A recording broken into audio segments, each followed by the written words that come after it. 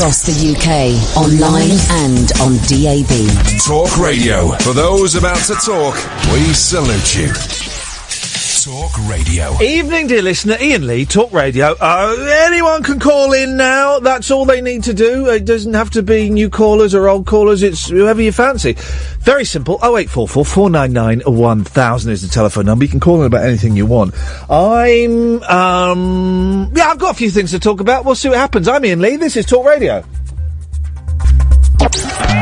Late night, Iain Lee on Talk Radio. We have ways of making you talk.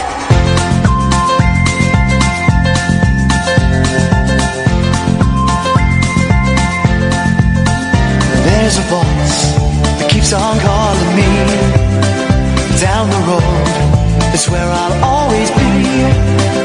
Every stop I make a new friend. Can't stay for long, just turn around and I'm gone again. Maybe tomorrow I'll wanna settle down. Until tomorrow I'll just keep moving on. Down this road that never seems to end. When new adventure lies just around the bend. So if you wanna join me for a while, just grab your hat, come travel light, that's old style. Maybe tomorrow I'll wanna settle down. Until tomorrow, the whole world is my home. So if you wanna join me for a while, just grab your hat, come travel light, that's old style. Maybe tomorrow I'll wanna settle down. Until tomorrow I'll just keep moving on.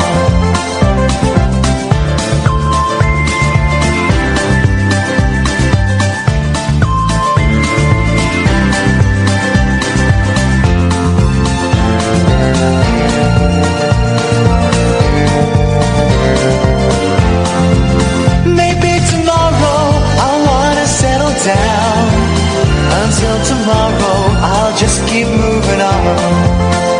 There's a world that's waiting to unfold, a brand new tale no one has ever told. We've journeyed far but you know it won't be long. We're almost there and we paid our fare with a hobo song. Maybe tomorrow I'll wanna settle down. Until tomorrow I'll just keep moving on. So if you wanna join me for a while, just grab your hat, come travel light, that's hobo style. Maybe tomorrow I'll find what I call home. Until tomorrow, you know I'm free to roam. Good evening. This is Iain Lee on Sky News Talk Radio. And later on I'll be picking the stories of the day from the Sun newspaper. And tugging off an old man. Now! What? Now! The dream is over! It was fun while it lasted. So, 0844 499 1000. Iain Lee here. Catherine's over there. Yeah. And very exciting that we've got an exclusive interview with Boris Johnson. He bottled it! Johnson bottled it! He bottled it, didn't he? Did you sing that to the tune of Coronation Street? Johnson bottled it. He just bottled it. Gove stitched him up. Now he's over for the time being. He still makes £500,000 a year from writing for the Telegraph. Well, and talking of writing, that speech... Yeah. He changed the last line, didn't he? Yes, the last line was going to be, so I think the person for that job is me! Boris Johnson! To rapturous applause. And he changed it to, I think the person for that job is...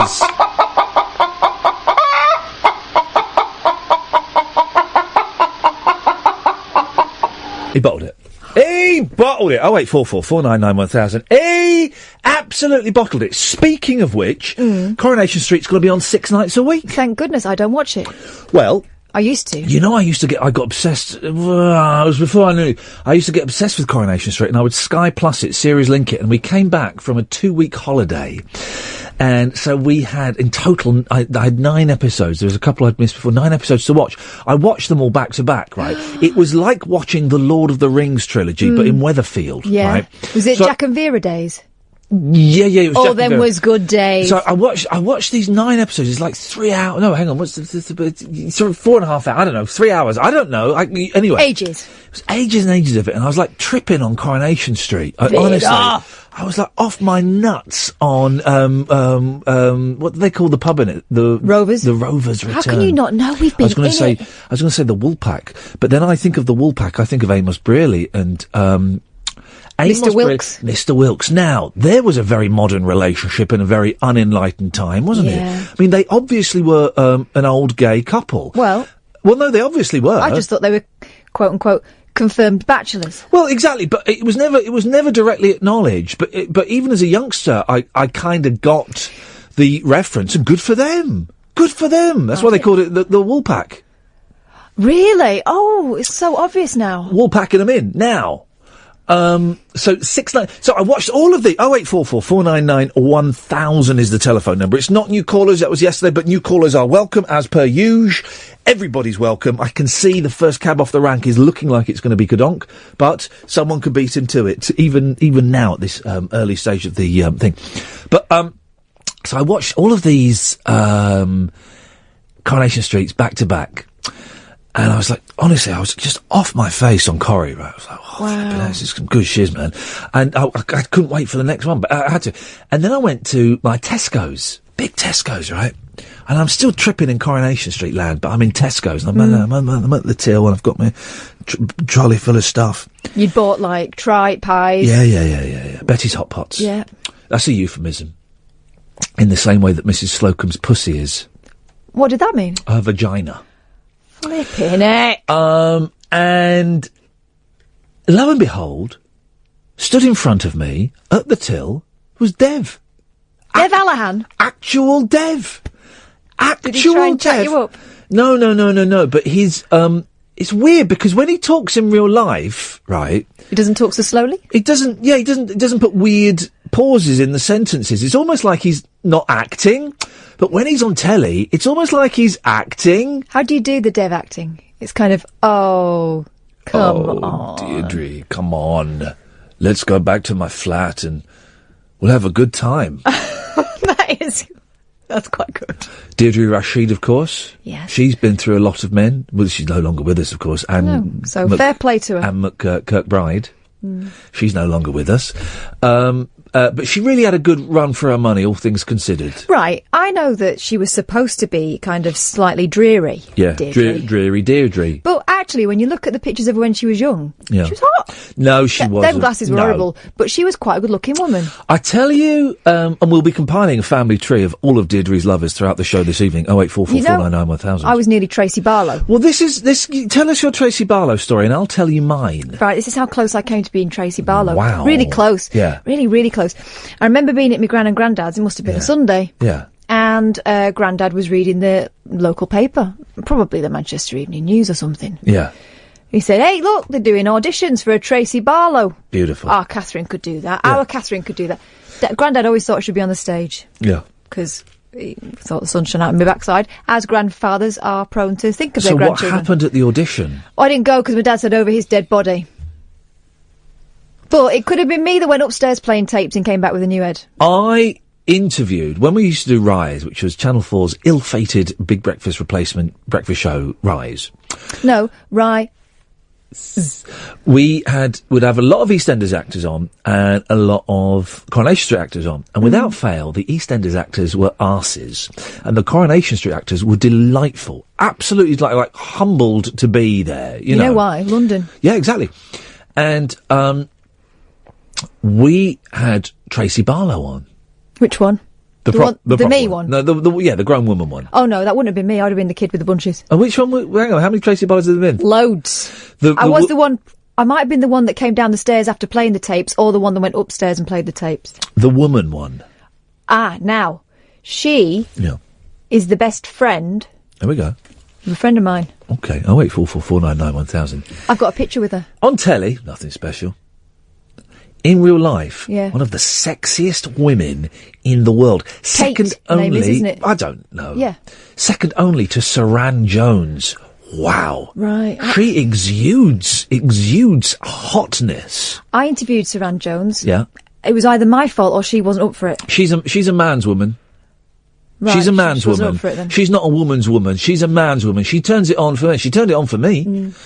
She turned it on for me. And I tell you, some of the people we had on Rise were brilliant. Just remember we had the Bangles on there. I'm there flirting with Susanna Hoffs. Susanna Hoffs. Me and the Bangles. Flipping heck. Blimey. Those were the days. Saying that, I had to get up at 3:15 every morning. But I did get, I had fun. It was only working 2 hours a day, and then I'd go home and play video games. But blinding. Absolutely blinding.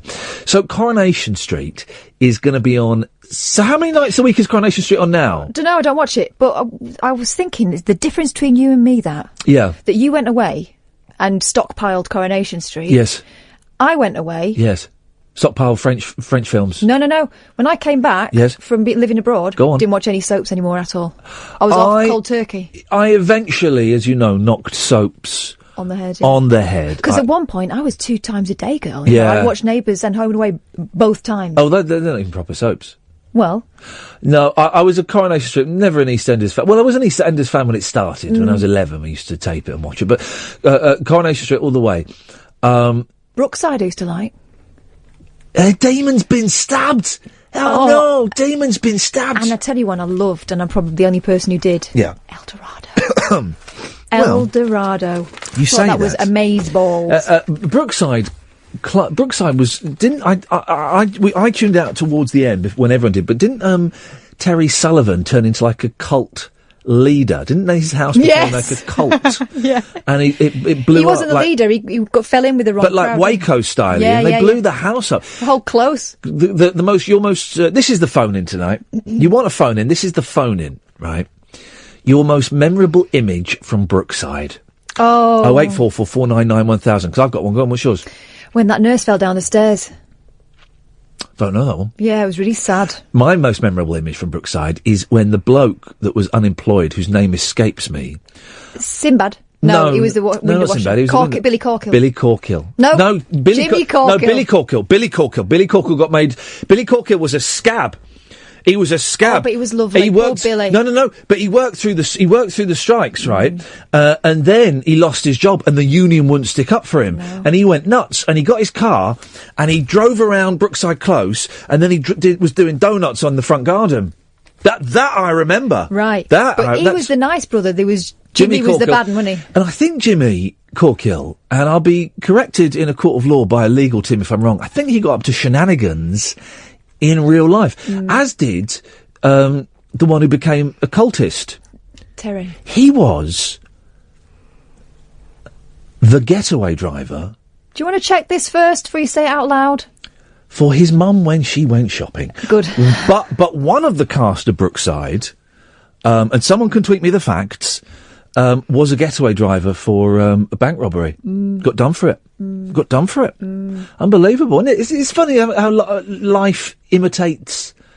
No. Or does it imitate... It doesn't, because do you know what happens? No, go on. This is why I probably stood a chance of being Tracy Barlow. Yes. Or maybe not, because I would have been a method actress. Yeah. But sometimes they just hire someone and they play themselves, don't they? So, if they're a bit of a scally... Oh, Ian Beale. Well, I was going to say, if they're a bit of scally in real life, Yeah, they just end up being a richer scally. Yeah. Do you know what I mean? Yeah, I do know what you mean. 08444991000. The only question we're asking this evening is, what's your enduring image of Brookside? I've got another one. When Damon... No, not Damon. When Damon's sister lost her virginity, they did it they started in the dining room floor, they did it on the floor. Blimey. And they wound up in the living room. And I remember they made a con about, look how far we've travelled. What did he do? Scrape her along the floor? Well, it was just very... They were just young people. Lino. No. And, of course, their mum, Sue Johnston, was a devout Catholic. Yeah. And Ricky Tomlinson, the devout Catholic family. No, he wasn't. He wasn't in it. He wasn't her husband in that. He was, though, wasn't he? I think he might have been in it, but she was married to Billy Corkill. No, she was Sheila Grant. Yeah, she was married to Barry. No, Barry Grant was her son. Yeah, exactly. And Jimmy and the bloke from the royal family was the dad. Flipping hell. That was the genius of the casting of Caroline Aherne, is that it was the mum and dad from Brookside. Oh, I'm going to have to watch all that again now. Yeah. You see, it's all making sense. Simon Allen, stay there. 0844 499 1000. We're asking tonight, what's your most memorable image of Brookside? I can't. Now I've said it out loud, it sounds ridiculous. It sounds really boring. I think it sounds proper intellectual. Scott's tweeted, my most memorable Brookside moment, Jackie screaming, I've had it up to here with the drugs, Jimmy! I had a crush on her. Oh, she was lovely. Right, okay, another enduring image, right, is... That flipping sweatshirt she had on for about 5 years. Yes, she did. 0844 499 1000. I liked her, I had a crush on her. But she wore a ruffle. The guy who used to be in a children's television programme called The Music Box, became a heroin addict with that sexy lady who became a police officer in another programme on the BBC as his girlfriend. Flipping heck, you're as vague as me mother. He had glasses and the rims were made of clear plastic. I remember that very well. And he became a heroin addict. He had a short, fat, round friend, right?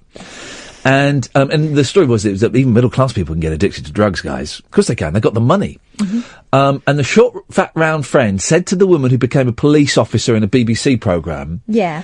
He said, why don't you try it? It's better than all the sex in all the world. Oh, I remember that. Yeah. Remember that? Remember, it's better than all the sex in all the world. All the sex in all the world? Something, it's better than all the sex you've ever had. That was it. It's better than all the sex you've ever had. How does he know? Well... let's see if we can find... Let's get Alan on, because I'm enjoying this, and I need to come down a bit. Yes, Alan! Hip, hip, hip. Hip, hip, hip. I was speaking to an old friend of yours today, boss. Oh, blimey, which one was that? Kate Lawler. Oh, dear. Go on, and what happened? No, I spoke to her briefly on another radio. Virgin Radio!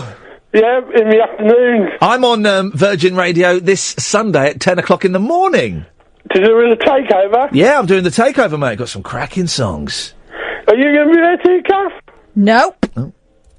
No one asked me. No. She sat in and watched the Master at work. I did a Yoko. While I did it. And by Yoko, she means she put herself in a sack and started screaming. John! Apparently Morrissey was in Brookside. I didn't know that. No, I didn't know that. We're not including, and there are rules to What's this, the guys. phone number for this joint? 0844 499 1000. We're not including the lesbian kiss or the burial of the dad under the porch. Jordache. We're not including that. So you're not doing the body under the patio? No, we're not including that, because that for me was Fonzie jumping the shark. That was, I thought that was good. No. Was it was the mum's face.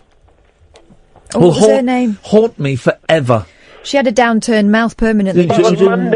Mandy, yeah, and poor Sinbad. So that doesn't count at all. By the way, dear listener, we've literally only got Alan and Simon calling in at the moment. You don't have to call in about this, because I know we're getting new listeners all the time. We don't normally even talk about anything. You can call in about nothing. We literally call in about nothing if you want. 0844 499 1000. Anyway, Alan, what you got for us? Oh, my enduring Brookside moment was from 1998 when they had a gas explosion on the parade. Oh, yeah, I remember the gas explosion, yes, I do remember that. Was it not... Kylie was trapped in a storm drain. Was it not Jimmy Corkill's fault in some way? No, it wasn't Jimmy's. It was an actual gas explosion. Wowzers. Hey, there's a lovely tweet here about Ron... by a faulty cooker fixed by Ron Dixon. Yeah, Ron Dixon, yes. Just been mentioned on Twitter. Ron and Beverly Dixon's house name, do you remember? Says Teen Spoon. It wasn't Bevron. It wasn't Dun Roman. Casa Bevron. Oh, yeah. You got that right. Did you get that right, Alan? Yeah. Flipping heck. Yeah, I've watched Brookside since it started on Channel 4. When it first started, I thought the old guy was Patrick Troughton from Doctor Who. Do you remember the old guy? Yeah. The old guy he with looked the like the old fella from Up. Yeah, he did look like the old fella. What was he called? Crossley. Harry Cross. Harry Cross. With the gnomes. Yeah. And he had a weird little old man that moved in with him when his wife died, didn't he? Ralph Harwick. Oh, flipping heck, Caddick! How come you know so much about Brookside? Like I say, I've watched it since the first day on Tuesday the 2nd of November 1982. There's a furore on Twitter because I'm not allowing Anna Friel or the body. Sorry, guys, them's the rules. Is Brookside Close still there? It is, but actual people live there now. Do they really? Because it was built specifically for the TV programme, wasn't it? Yeah. Yeah, because, funnily enough, what happened in Brookside was number 5 to number 10. You didn't see who lived at number 1 to number 4. Wowzers. Well, isn't that mysterious? Go on. Steve says, the best moment of Brookside was when Ron Dixon met Dick Ronson, who had a rival Moby. Oh, I remember that. Flipping heck. I've just got it as well. Ron Dixon. Yeah. Dick Ronson. Yeah. Like his nemesis. Yeah. Clever stuff, wasn't it? Clever. And you remember David Crosby? Yes, I do. The posh old fella. Bing. Yeah. Bing, yes. Well, Alan, we've really, I don't know what this show is tonight. It's unlike any show I've done before, but we're going to go with it. Why the hell not? Thank you. Also, yes? Why did you let Rupert Murdoch take over the station? Because he walked in, and he emptied his pockets, and you would not believe the amount of cash that fell out of his pockets, and we all went, yes, sir! As I've always said, Alan, I'm a big fan of The Sun and all of the good work that Rupert Murdoch has done for this country. I've always said that, Mr. Murdoch, sir, and I can make tapes of me saying that for you, sir, and boy, oh boy, I'm glad I wasn't on any television programmes making fun of his wife, his marriage to Jerry Hall, or Wendy Ding. So that's good. Wow, Kath's actually sucking up to the boss. I'm not. I'm just keeping quiet, man. I've got to keep my head down. I'm disposable. The jig's over, Boyle. The game's over. I'm surprised we lasted as long as we did. That's it. Carpe diem. Seize a fish. It's the lack of carpe that I'm worried about. Yes, Simon. Kids. Hip, hip, hip. Hip, hip, hip, Simon. As you know, I've moved to Liverpool recently. I do know this, yes. The first thing I did is went to Brookside. Oh, mate. As you should. And what was it like walking on those hallowed paving slabs? Well, like Alan said, it's an actual real place now where people Hang on.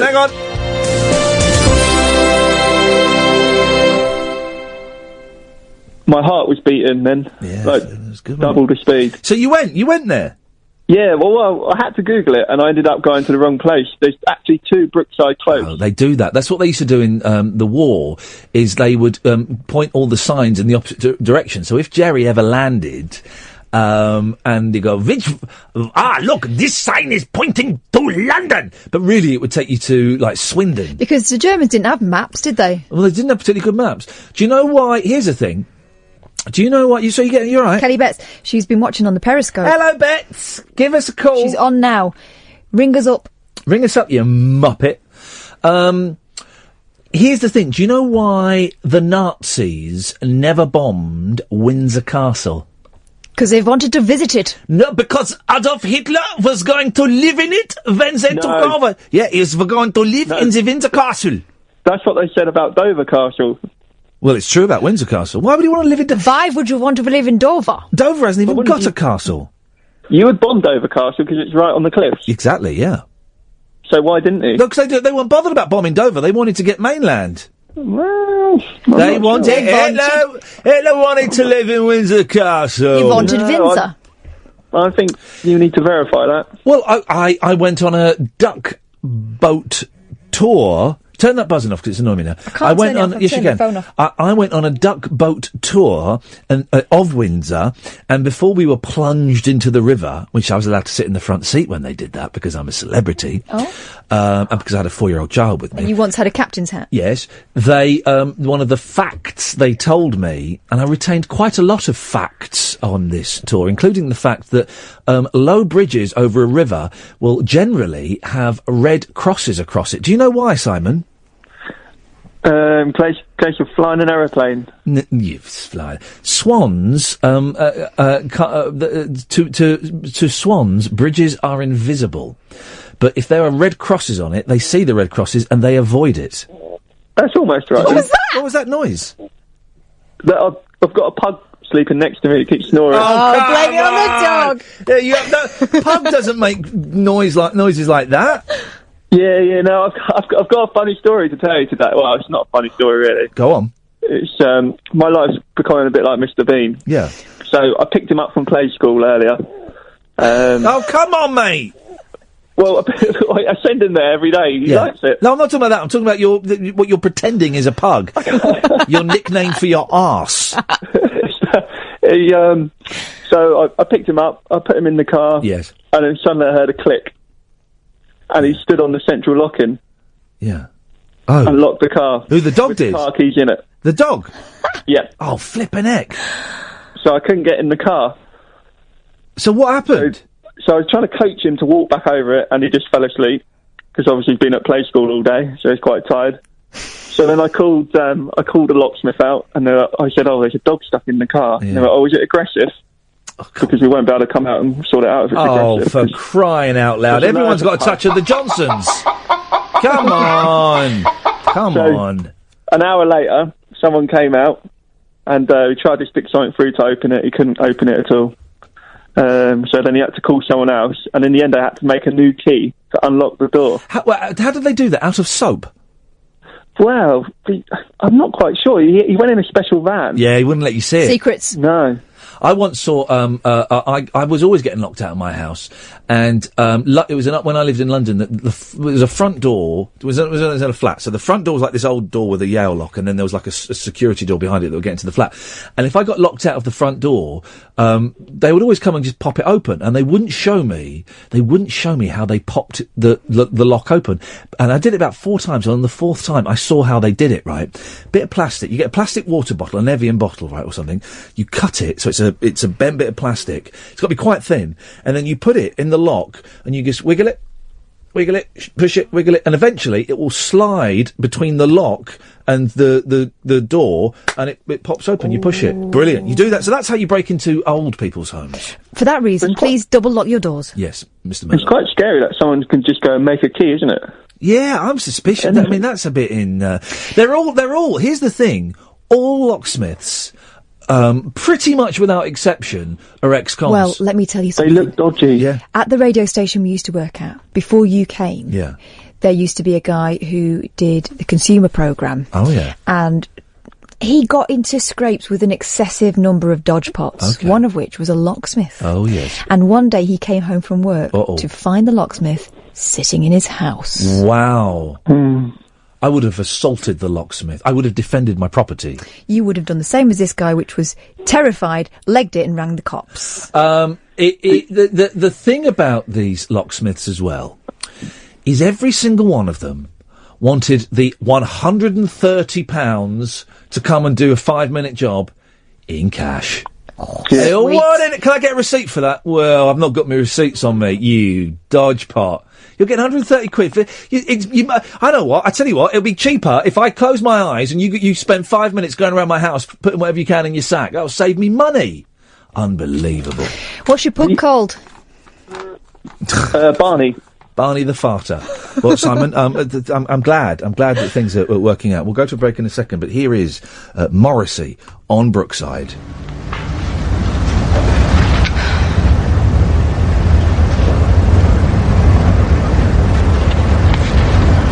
I know who you are. So do I. You're Morrissey. I know. You used to be with the Smiths. What are you doing here? I've come to do an interview. Great. What are you doing here? Nothing. What are you doing here? Why? We're ready for you now. Got to go. Nice to meet you. Yeah. And that clip really does display the spot-on Scouse humour of the series, doesn't it? 0844 499 1000. Hey Ian, listen this world man. I don't know. 0844 499 1000. Gosh, we've got loads of blokes calling in. I would have thought, which is great. I would have thought we would have had more ladies calling. Brookside was a ladies' programme. No. It had quite a lot of crime in it. I'd think that. Yeah, but it was soft crime for girls. It's not criticism. I love girls. And crime. It ruined it for me. What was that guy? tub thumper, Jack Off. What? What's his name? The young lad. And then it all became about him and that girl. The girl, towards the end. The girl. Flipping at you really are my mother. The girl who then became a dirty girl in real life and had pictures of her boobs everywhere. You remember her. They were like a cute little couple on the show, but then they got ideas above their station in real life. Oh, hang on. Hang on. Are you talking about Jennifer Aniston? Yes. And her. Oh, that was old. I wasn't watching it by then. And her boyfriend was Wing Sprocket. What was his name? Someone just posted a picture of him. Tinhead. Thank you. Tinhead. I didn't watch it by then. When was that? That was when it started getting a bit silly. Phil Redmond, of course, the genius. Hollyoaks. Behind Brookside, Hollyoaks, Grange Hill. He had, a couple of years after the success of Hollyoaks, he was given a late-night Channel 4, not a spin-off show, but it was like a harder drama series, and we were allowed to stay up and watch it, right? Which one was this? Well, I'm going to tell you in a minute. Hollyoaks After Dark? No, not Hollyoaks. This is way before Hollyoaks, right?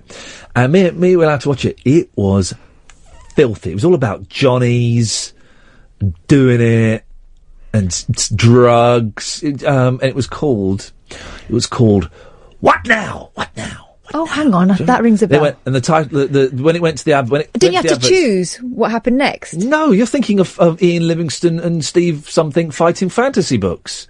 Oh, it went What Now? Oh, and it had a scouse. What was it called again? What Now? And it had a big round scouse man in it. This is Ian Lee on Talk Radio, by the way. 0844 499 1000. You don't have to talk about Brookside or Phil Redmond. But it helps. We are. Anything goes. And it had a Scouser that was in a lot of Scouse things. Let's go to Bruce. Good evening, Bruce. Bruce?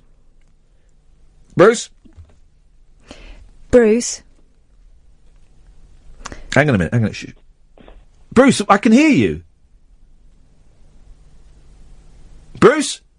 Right, get Bruce back, please. Emma, let's go to Dr. Schmullups. Yes, Dr. Schmullups. Oh, good evening. Well, so with the risk of running the wrath of my wife over my head, Brookside did have some really pretty ladies on it. Yeah, it did. It did have some very beautiful women in it. It started off the pretty lady syndrome. Sorry? Otherwise, it was pretty drab on the other stuff like EastEnders. Are you saying this while you're holding a baby? Or have you got a pug as well? My 6 months old. Wow, that's seedy. That is really to phone up a late night radio show to perv over women from the 80s whilst holding your 6-month-old baby. That really does take seediness to a whole new level. But please continue, Dr. Schmullups. Now, what I would say is Phil Redmond would be very, very proud if he could write a plot like that went over today. The backstabbing and conniving that went on today, and you know what I mean. Today was a lot of fun, wasn't it? I enjoyed that. Oh, I'm still laughing and chuckling. How one got his comeuppance. Yeah, well, the thing is, yes, it is brilliant that Boris Johnson got stabbed in the chest, and it was hilarious. Serves him right. But here's the bad news: we're definitely going to leave Europe now. If he'd have been Prime Minister, we would have stayed in Europe. Well, because he couldn't have done it. He could not, and we've lost Tris as well, please. He could not have done it, but. Now he's not going to be the Prime Minister. May will get in, and she's going to press the button. You're upsetting the baby. And the thing is, if you thought Boris was bad, yeah, May's going to be... Whew. Well, at least with Boris, we know what you're going to get. A two-faced lying get. With May, we haven't got a clue. We don't know anything about her. Oh, mate, she's going to be Margaret Thatcher T1000. Yeah,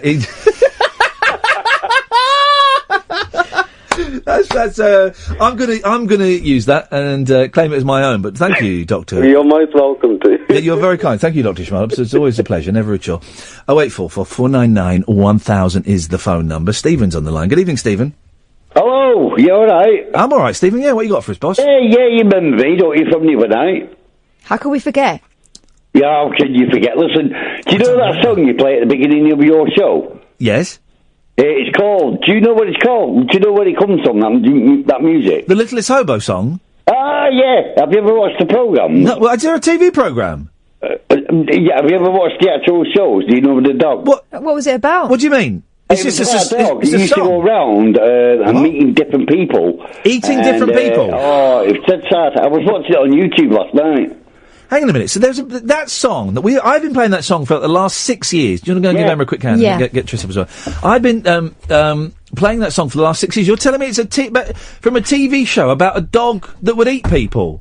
Yeah, it used to roam around. It was hungry. It was a stray, and it used to roam around and meet different people, and they'd take it in and then do what they do, and then it'd go away and go somewhere else. You just go on YouTube and watch it. It's really good. Blimey! Hang on a minute. Does anybody else remember this, or is Stephen phoning me up and winding me up? I'm not blagging you. No, seriously. You are making this up. There's a program about a dog that went around eating people. Type in the Littlest Hobo. Not doing it. Watch the program. I'm not falling for that, Steve. You must think I'm some right old plonker. Honestly. No. Honestly. No. And also going back to Brookside, you remember a character called Tommy McArdle? Oh, he was a nut job, wasn't he? You see, I know my past. The other night when I phoned you up, you were saying I sounded like Frank Sidebottom. I was arsehole when I phoned you. Deadly sober. Right. Well, I don't remember. I don't remember you calling the other night. Of course you do. You told me I'll never forget you. You said. Well, I say that to a lot of girls. 27th of this month. What does? Well, I don't know what the date is today. Oh, no, go back to your programme on the 27th. I've been out on a do. I was totally off my head and I phoned you up and you said I sounded like Frank Sidebottom. But what did you... Well, I need more on that. What did you say during your phone call? I was talking about my ex-wife. Oh, she can't pick up DAB! Yeah. Has she got the dibs and dabs now?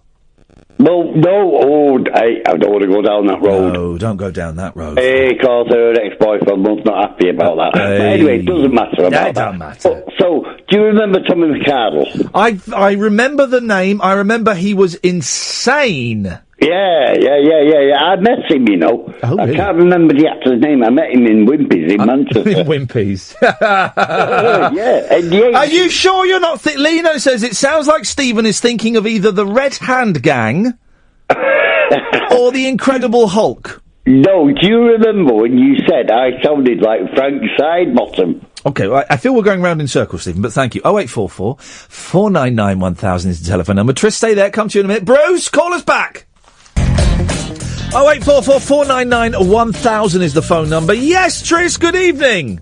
Hip, hip, hip. Hip, hip, hip. Tris, what you got for us? Not a great deal. Beautiful. Just saying hello. How are you? Yeah, I'm all right. Hey, I've got a CD out. Imagine that. I've got a live CD. People can buy it. And well, may God bless you for that. And I'm not going to keep banging on about it on here, even though I can, because it's not the BBC. But it is, when I was a kid, right, before we even really had videos and stuff, and you remember when we were kids, Tris, right? They would show a TV programme, and if you missed it and you didn't tape it, you probably wouldn't see it again for 3 years. That's right. They just wouldn't show. Now, if you miss a program, didn't that make things more special? Yes, it did. It really did. Yeah. And if you miss a program now, you can always go to the +1 channel, you know, Dave +1, or if you missed it, it will be on Dave in 3 months' time, or you can just go to the iPlayer or something and watch it there. So it's really, really hard, almost impossible, to miss a television program. And I find I'm not into things as heavily as I used to be because I can dip around so many things now. Everything's at my fingertips. Or I just get into a YouTube cycle. Yeah, that's my other problem. Yeah, exactly. And you could and films and stuff. You know, you go, oh blimey, this weekend, look, they're showing. Oh, I don't know, First Blood, you know, and it would be a big thing. So it had not been on TV before, and it wouldn't get shown for another couple of years. And now you're right, everything's on YouTube. You can find anything. You can find anything you want anywhere, right? So when I was a kid, the big things were comedy records. And you'd have like not the 9 o'clock news or Monty Python comedy records, which are great because they would go all out to make them to add extra Derek stuff. And Clive. Derek and Clive. The first Derek and Clive was a joy. The second one I thought was a little bit lazy. It's just them effing and jeffing. But so for me, as a 43-year-old man that grew up listening to comedy records, to suddenly, I mean, it's a CD, but to suddenly. Not suddenly, it took a lot of work and a lot of money to have an actual comedy CD of a live show, what I have done, right? I keep banging on about it on Twitter because I am so flipping proud that, and to other people, it's I'm sure it means nothing and it's a slight irritation. I keep talking about it, but I am so flipping proud that I have got this thing. I've made this thing with Go Faster Stripe, who kind of said, you recorded one of your shows, and my mate Simon who taped it, and all of this stuff. I've got a bloody comedy CD out. And good on you. And I think it's quite good as well. So if anyone, here's the plug. If anyone wants to buy it, gofasterstripe.com/Iain Lee. Gofasterstripe.com/Iain Lee. It's only £6. Well, you can't go. It's worth that for fun. So, but it has got me thinking about, the fact that, and talking about Brookside as well, because Brookside, I guess, was kind of in the early days of video, so you could tape it. But if you missed something back in the day, that was it. It was gone. You had to hope against hope they would do a repeat. And it could literally be years. Or you'd see something and go, you'd catch the tail end and go, flipping, that looked good. What was that? And you wouldn't even be able to find out what the programme was sometimes. That's right, yeah. So, anyway, people can buy... So that's why you put a comedy record out? Well, no, but it's got me thinking. So if anyone wants to buy that, gofasterstripe.com/Iain Lee. It's £6 now. Yes. Anyway, what you got for us, Tris? Not a lot. I mean, I was listening to your show last night, and I really like the new Callers shows. I think they're really good. It worked last night, and here's the interesting thing that Kath highlighted to me, and it's a pretty true trend. When we do the new Caller shows, we get more women. Why is that, do you think? I don't know. If women want to phone up and put, or anybody, man or woman, wants to phone up and put forward a theory, I do worry that the show is a little bit too blokey sometimes. When I'm tired, Tris, and when I'm feeling a bit spent, it's really easy for me to rely on slightly lazy blokey humour. Right, because that's a really easy default. I can fill 3 hours doing that easily. And I like to think I'm a little bit better. Yeah, a little bit better than that on the show. But maybe the show is a little bit blokey. I don't know. I don't think it is, because I do have lots of female or female listeners that listen on Periscope and listen online and tweet me. So I don't know. So if anyone's got any suggestions... I wouldn't call this show a boys' club or anything, though, would you? I mean, what I like about this show is it's hit and miss. You don't know what you're going to get in a night, and sometimes you can, it doesn't really take off. But there's sort of a beauty to that, because if you had like regular segments every night and stuff like that, there's like bullet points to hit. Whereas I like it's almost like long form improv sometimes, isn't it, the show? And I like that. Don't like repeatable formats. Right, I don't like features. And when I was at LBC, I made a joke of it by having the 5:38 Daily Correspondent update. Right, and it was a P take of features, right? And when I've worked in radio, I remember I was going to do some shift at BBC Berkshire, and I did about 3, and then I bailed out. I just couldn't handle it, right? And I went and sat down, and I did one cover, and they thought it was really good, so they asked me back to do 2 weeks. And I got there, and I met the boss.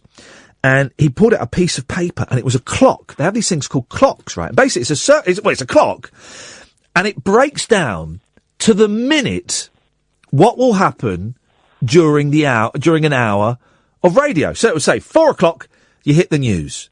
3 past 4, you introduce the sport. 4 past 4, you do the weather.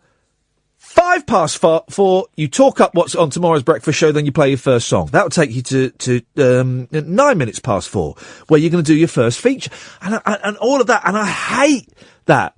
And we've had bossic, isn't it, I suppose? Oh, it is. I think it's awful. I think it's lazy, and I think it's awful, right? As a listener, I think it's boring, right? Yeah. But, I do it slightly to my detriment, because we did the film ring, and we did, What did we do? Periscope Love Bomb. The Love Bomb, that was it. Yeah. And everyone's going, right, what's the film ring this week? When are we doing the Periscope Love Bomb this week? It's like, well, and I instinctively kind of back away from it and go, oh, no, I don't want to do it this week. I don't want to do it, to the point where I never do those things ever again.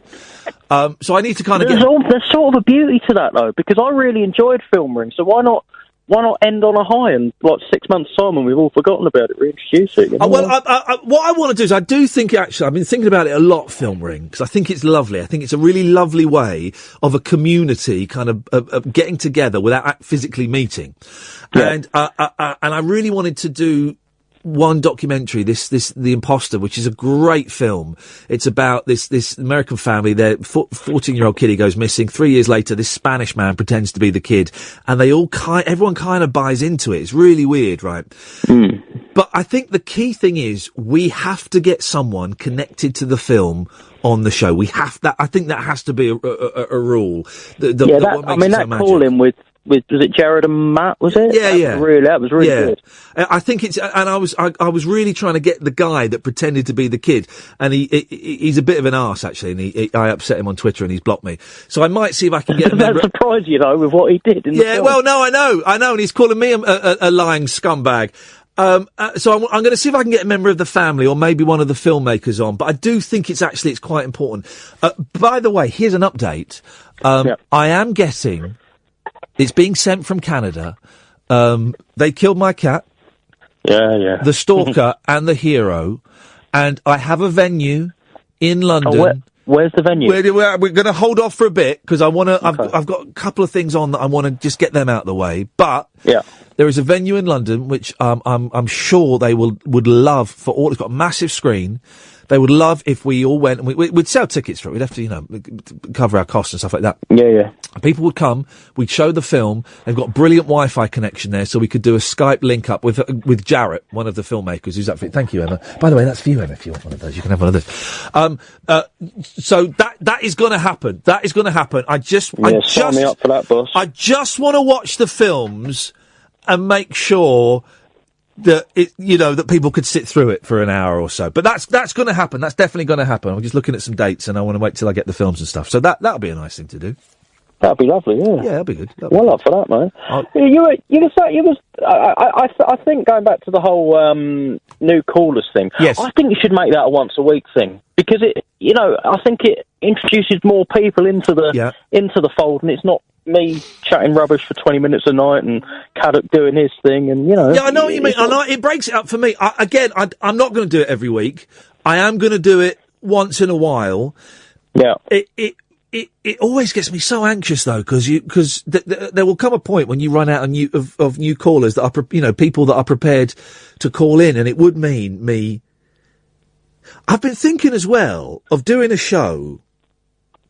I've not told you this, Kath, yet. Well, we don't have any callers, where it's just me and Kath chatting. Yeah, I know. Look, she's and it would definitely sustain an hour. We could do it for an hour. But an hour's easy. An hour's too easy.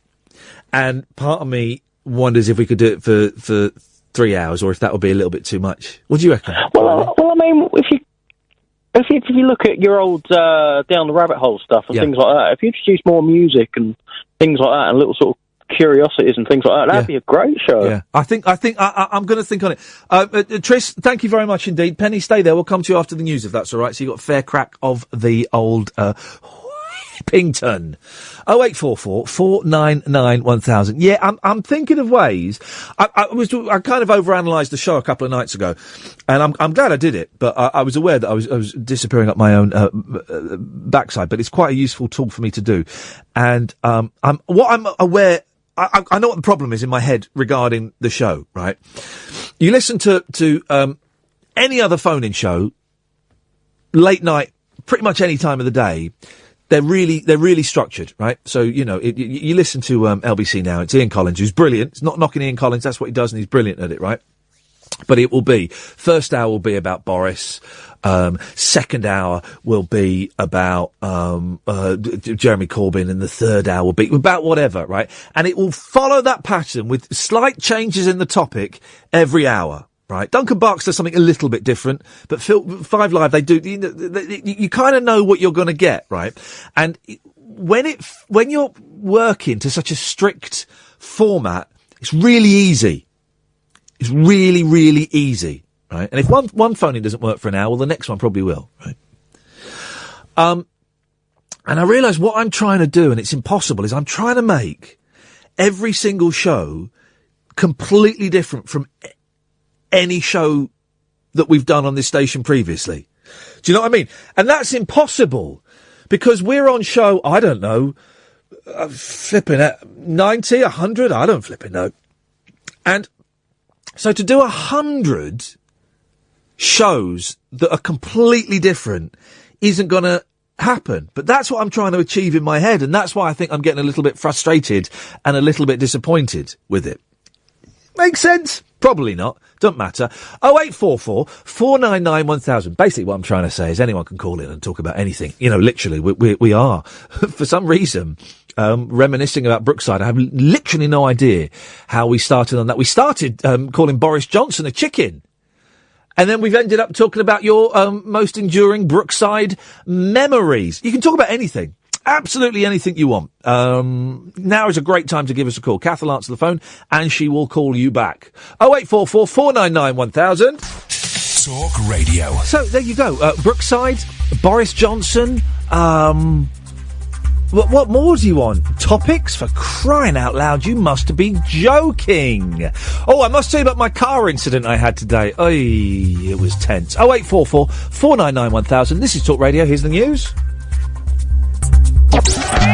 Late night, Iain Lee on Talk Radio. We have ways of making you talk. Well, I'm not the kind to kiss and tell, but I've been seen with fire up. I've never been with anything less than a 9. So fine, I've been on fire with Sally Field, gone past with a girl named Bo, but somehow they just don't end up as mine. It's a death-defying life I lead. I take my chances. I die for living in the movies and TV. But the hardest thing I ever do is watch my leading ladies kiss some other guy while I'm bandaging my knee. I might fall from a tall building, I might roll a brand new car, 'cause I'm the unknown stuntman that made Redford such a star.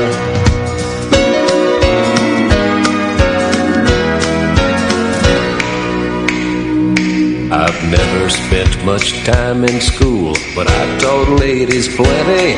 It's true, I hire my body out for pay. Hey, hey, I've gotten burned over Cheryl Teague's, blown up for Raquel Welch. But when I wind up in the hay, it's only hay. Hey, hey, I might jump an open drawbridge or Tarzan from a vine, 'cause I'm the unknown stuntman that makes Eastwood look so fine.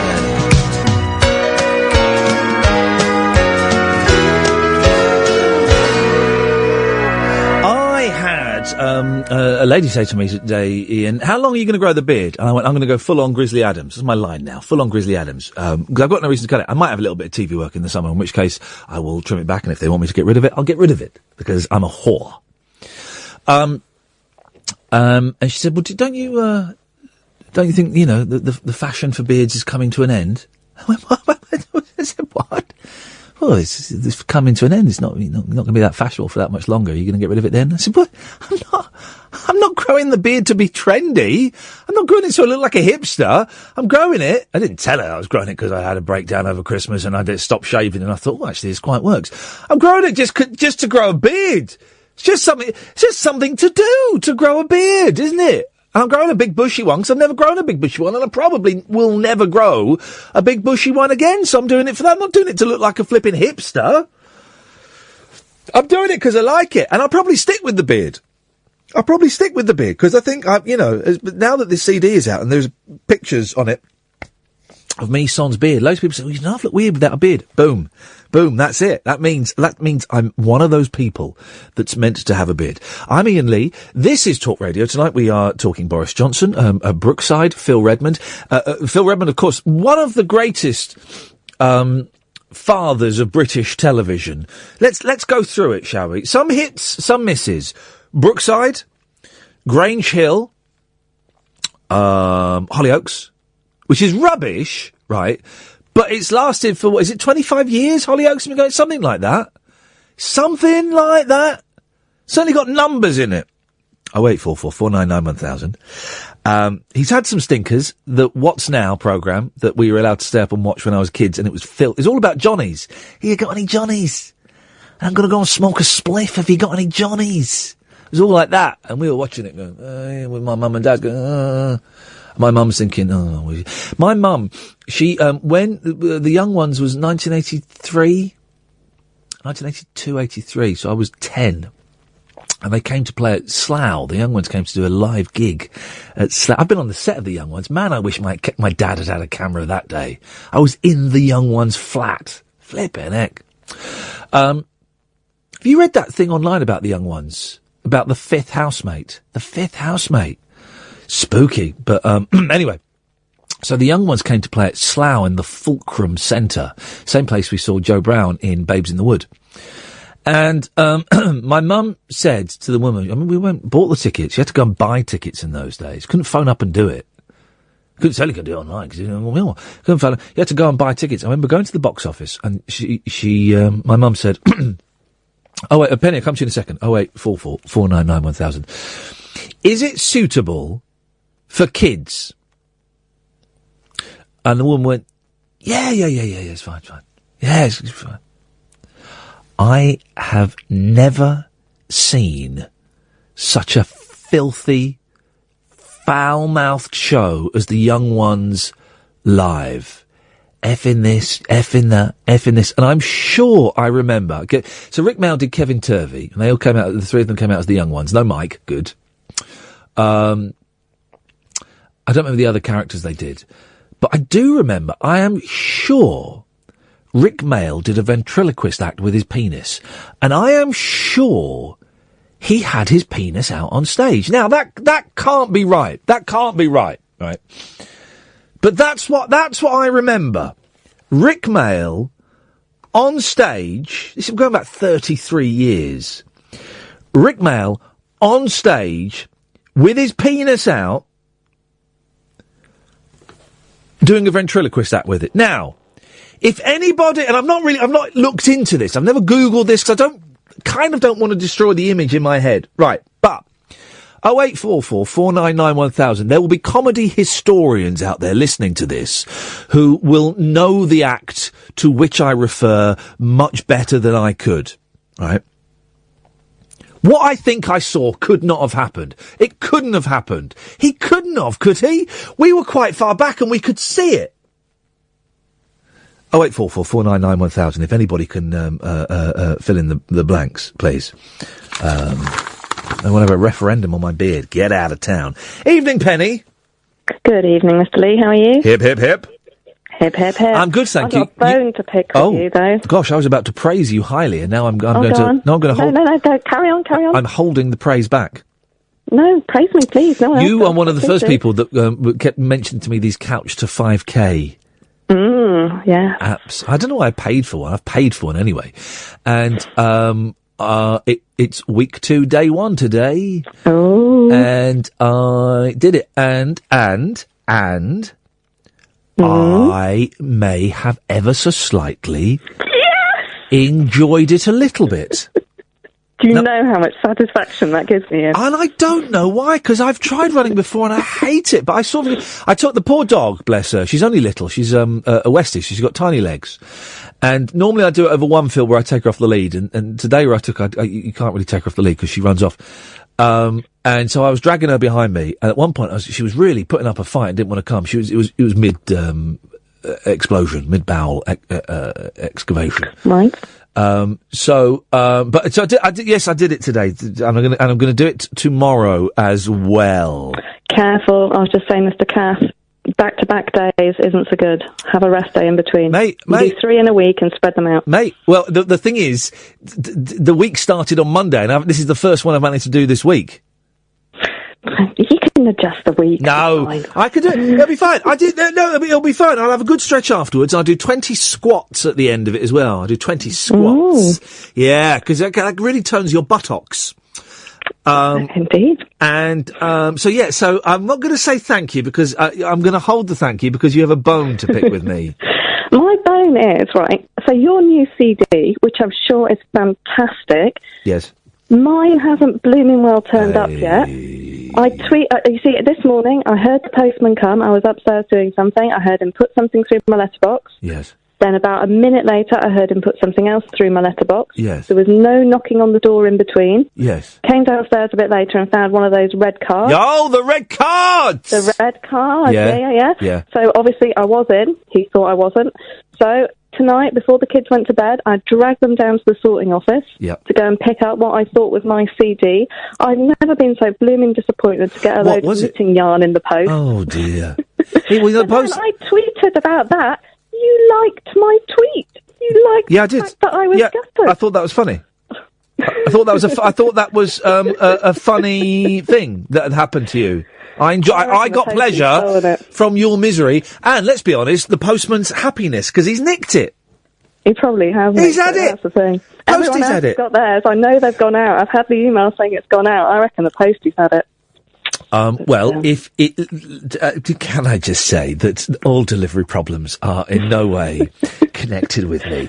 You have to. I've got a new postman this week. I don't trust him already. So you have to go and talk to Go Faster Stripes. They're ones in charge of the. I'll wait and see what Royal Mail. I'll just wait. I'm just cashing your cheque. Everyone's going, you're going to get well rich on this. No. Turns out it's really expensive to make a CD, and then I've got to split the money with the other bloke, and you've got to pay tax on it. Got to pay tax on it. Unbelievable. But I got a CD out. Anyway, yes, it'll come. Ask him tomorrow if he drives. That'll give him away. It will, if it's not there tomorrow, then mention it on Twitter and I'll have a word with Chris. Yeah, no worries. I'll contact them. What I was going to say though, yes, as you know, I love your show and I love many of your regular callers, especially the northern ones, obviously, affinity with them.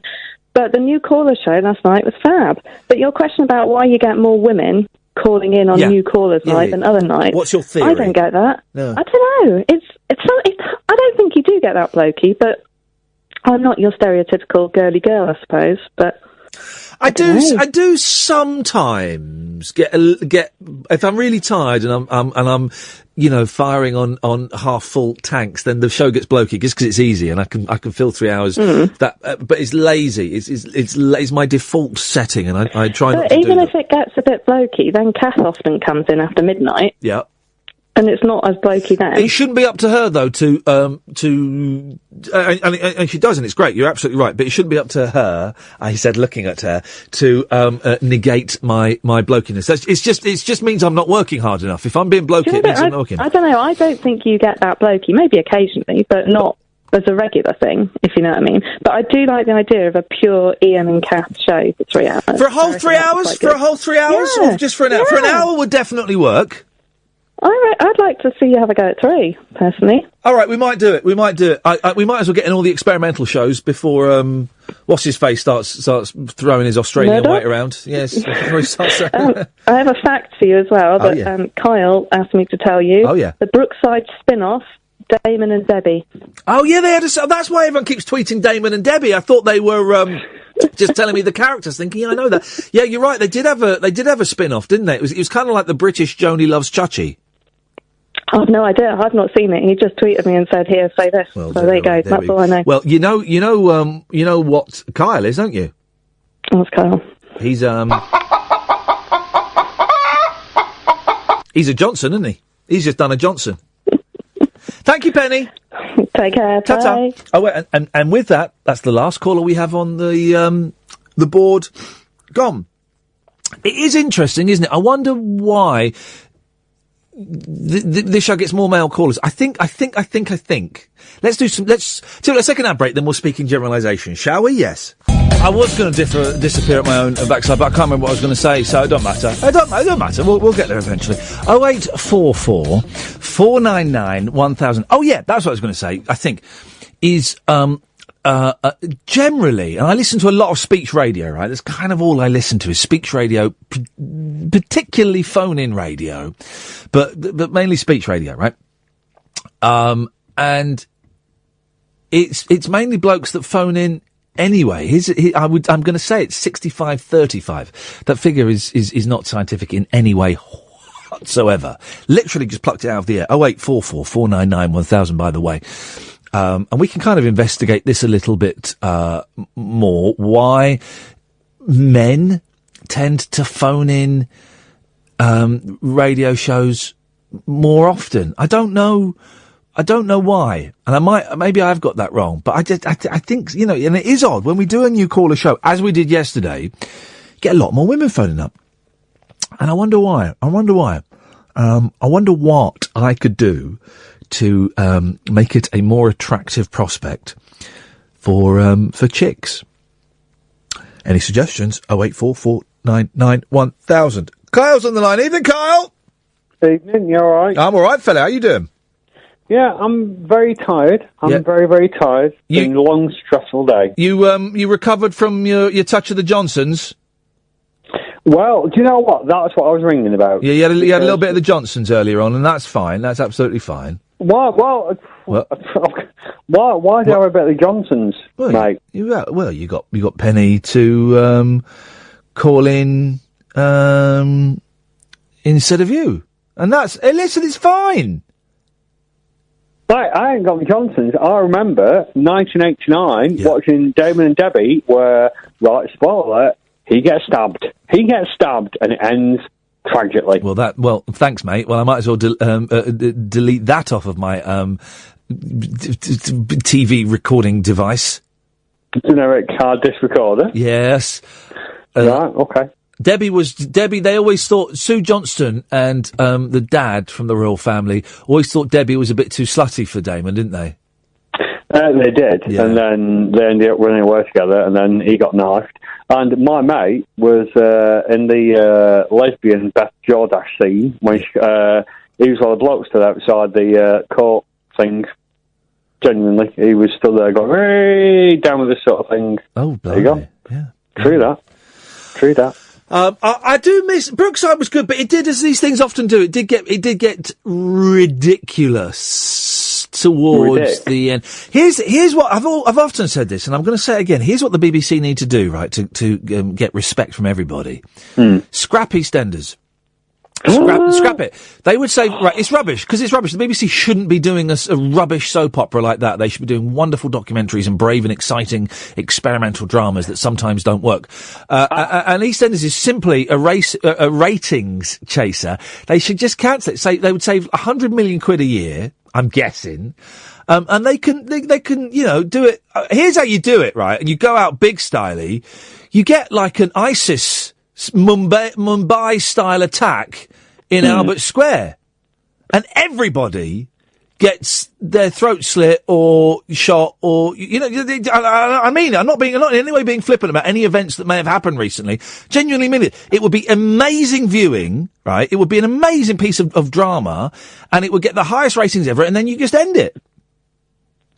No, you can't do that. Why? I'll tell you what I did notice though, Iain, the other night. Yes. I was watching EastEnders, and they did the drop-in of a scene, and Danny Dyer referenced England losing. I hate that on the football, but they referenced Corbyn and all that debacle as well. I hate. They referenced all that. I hate that. We listen. We all know soap operas are recorded 6 weeks ago. We know that. Don't then go and film a specific scene about football and politics just so that you think that we think that you're being clever and it might.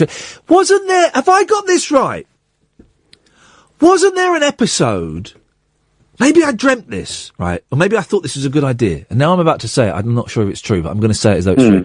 Wasn't there an episode of EastEnders that had a bit of Coronation Street in it? Hang on. So that way again. There was an episode of EastEnders Yes, there was. Had a bit of Coronation Street in it. Yeah. It was for the, I think it was the 50th anniversary of Corrie. It's 50th anniversary of Corrie, and Dot Cotton just turned the TV off. And she went, I never missed an episode. I thought it was a bit more of a crossover, and that, like, I don't know anybody from Coronation. Look, Dev. I thought Dev went down to Walford or something. Oh, no. Children Need... I'm trying to get the side, 2013, I think. Dev went down to... they did cross over, yeah. So Dev was down in Albert Square. That's another way to... You know, like you get football teams and they... I never understand this, right? But they loan players. So a football team will lend a player to another club. I've no idea how that works. They should do that with EastEnders. Like, so on the Tuesday night at the end of Corrie, Dev says goodbye, says, right, I'm going to London. And he goes off to London, and then on Wednesday, the beginning of Wednesday's episode of EastEnders, you see, in the background, you just see Dev knocking on the door of the B&B. And Fat Pat opens it, and then later on in the show, you kind of just see Dev in the background of the Queen Vic. Yeah, I agree. But it has to be Dev. Well, do you know, I've seen him on the obviously. Well, I kind of work between two places. Yeah, and I've seen Dev on the Underground a few times. Yeah, and he always has this really weird accent. He's always kind of, hello, Iain. Yeah. He kind of speaks in a weird way. Yeah.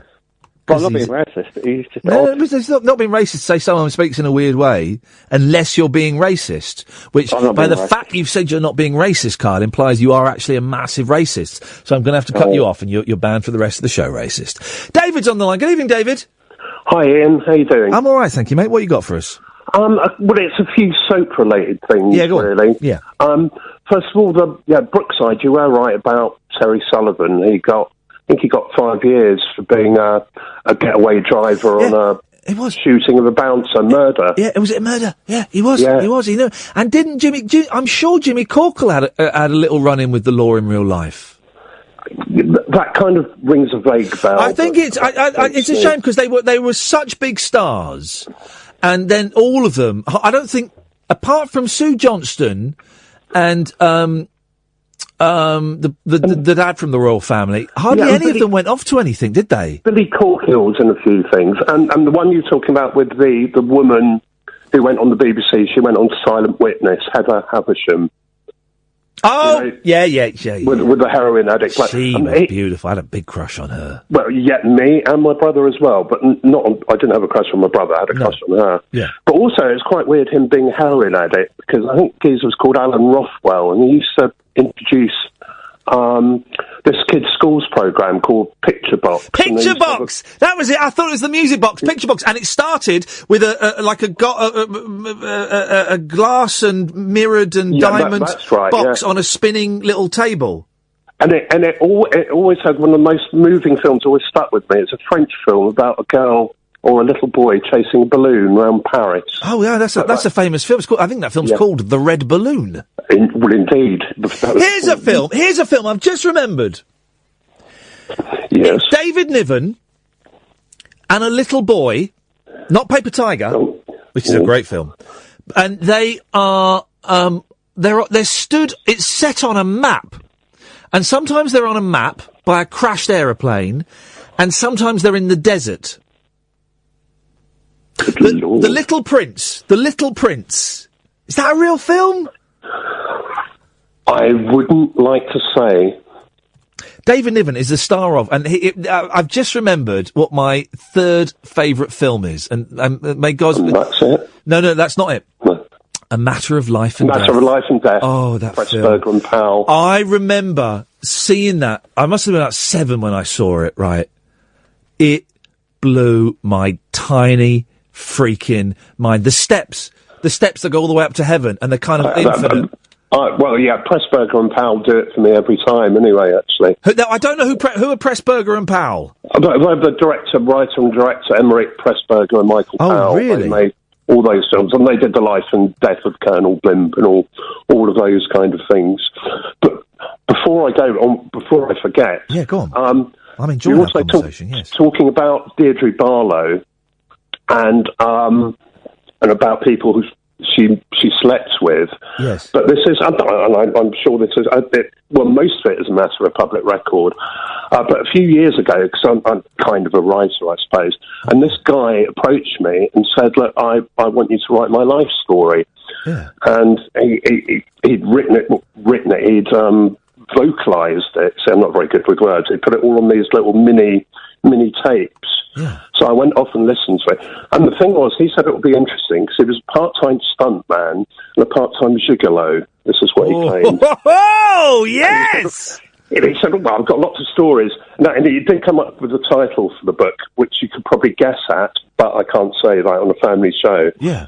But I went and listened to it. And it was quite interesting. But I went back to him and I said, well, I don't think this is going to work because you're not naming any names. And he said, well, I don't really want to upset them. And I said, well, that's the whole point of the book. Yeah. To be quite honest. And so in the end, he begrudgingly told me, he said, well, I once had a threesome with Deirdre Barlow and Brian Tilsley.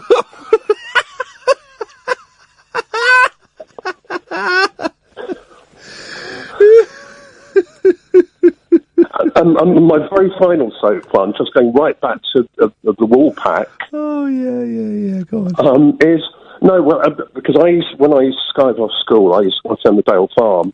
And Emmerdale Farm, well done, giving it its correct and its full title. Congratulations, yes. And very quick byword. Once I was selling TV programmes when home video first came out, and I once sold 200 episodes of the old Emmerdale Farm to Finland for £400. Are you in? Hang on a minute. Sorry, hang on. David, seems to. Why have you put a drug addict on the line? This guy's rambling and talking nonsense. I'll pretend I believe him. You did what?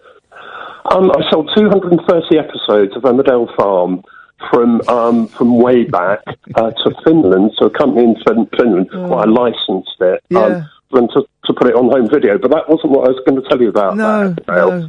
Many years later, I was doing a pub quiz. Yeah. And it was really quite, with the team, it was really quite a difficult one, and we didn't come anywhere. But then they had a snowball thing at the end, where it has prizes every week if you answer a really difficult question. Yes. And you bought raffle tickets for it, and the first person who bought raffle ticket in their snowball question was, how many novels did Barbara Cartland write? Yeah. Who knows? It was something like 980. Yeah. Then there was another really difficult one, and then my ticket was pulled out. There were 3 goes. Yeah. And they came up and they said, right, which actor played Amos Brearley in Emmerdale Farm? And of course, because I'd done that, I knew that, and we won 750 quid. Beautiful. Well done. David, listen, that's a top-notch call. Thank you for that, mate. I'll go get the drugs now. Go and get, exactly. Thank you, David. That call was all over the shop. That was brilliant. 0844 499 1000. While I was talking to David, I was also looking online. I can't find that David Niven film, which I thought was called The Little Prince, but I can't see it on there. Can someone fill in the gaps? It's David Niven and a little boy. He's got like really blonde curly hair. And they're sort of set on a map. They're on a map. And sometimes the map turns into the desert, and he's a pilot, and the plane has crashed. He's not a very good pilot, because I think his plane crashed in a matter of life and death as well, which is just... Oh, it's a stunning film. 0844 499 1000. Ah, dear, oh dear, oh dear. 0844 499 1000. So we started the show. It really has been fun, hasn't it? Kath will come back in when she's on the podcast. We started the show talking about Boris Johnson, and somehow we got onto a Phil Redmond Brookside trip, and now we're talking about David Niven. I mean, you can call in about anything you want, obviously, as if I would sit down and plan the show like that. You can call in about anything you want. I will tell you about Coronation Street going 6 days a week in a minute, but Chris is on the line first of all. Good evening, Chris. Hello, Ian. Hi. How are you doing? I'm all right, thank you, mate. What you got for us? Cool. First-time caller. So it's about leaving presents. A friend of mine, we work in South Bank in London. Yeah. And he's leaving, so we all get him a present, but we then find out that he's not actually leaving, he's just moving to a different department. Oh. So I'm wondering, can we actually ask for the present back? Yes, of course you can. What did you get him? We just got him vouchers because none of us really wanted to spend too much time getting him something. My wife, before we were married, but we were courting, we worked together at LBC. And she was leaving to go and work somewhere else. And so there was a whip round for her. A whip round, which I don't know if James O'Brien organised it, but he was the one that spotted this, right? And I was thinking, do I have to contribute to the whip round to my girlfriend? It seemed a bit weird, really. But all I had on me was a £10 note. So I put £10 in, and I took £5 out. So I'd contributed £5 to my girlfriend's leaving do, right? Even though I think we were living together at the time, I don't even know. And James O'Brien went, "You can't do that." What do you mean? He said, "You can't take money out of someone's whip round." I said, "Well, I'm taking change." He said, "You can't take change from someone's whip round." I said, "James, I don't even want to put any money in at all. You know, I wanted to put a £5. I've only got a tenner, so I put a tenner in and I took a £5 out." And it got very heated. Very heated. I do think the whip round, is an odd thing. Saying that, do you know what? I've just been hit, Chris, by a little tinge of sadness and a little pricking of the eyes. And I'll tell you why. Because when I left the BBC, the breakfast show I was doing there, what I've been doing for 4 years, there was no whip round. There was no final drinks session. There was no card. There was no speech or presentation made because I got shafted and I got a phone call after Friday's show saying, "Yeah, don't come back." And everyone there owes me about 45 quid. Does that sound about right? 45 quid? So we could just deduct something off of our TV licence then and pay it to you. Yeah. No, you don't owe me the 45 quid. The people who I worked with, my colleagues, and some of them I even considered to be friends, they owe me about 40. I'm not a greedy man. Let's call it 40 quid. Right. It's a weird thing, the whip round, isn't it? It is a bit. Did you actually have any influence then on what you actually chose for your wife? No, someone else did it. You could get something for yourself then. That would have been the way to do it, wouldn't it? That would have been the way to do it. But no, I didn't, which is a shame. Yeah, Chris, my suggestion is you go gift vouchers. For what? Book tokens, record tokens. For Amazon. Oh, go and get that straight back. Yeah. Yeah. How much money did he get? I think it's about £100. Go and get that straight back. Yeah. He's not leaving. No, go on. Let us know how it goes, Chris. Great. Thank you, Iain. Thank you, mate. My absolute pleasure. No, I won't stand for that. A Matter of Life and Death is one of the greatest films of all time. Fact. Beautiful, stunning, right? And there's a 7-year-old flipping heck. I remember watching it going, what the hell is this? This is psychedelic, man. Made in 1946. Here's, 1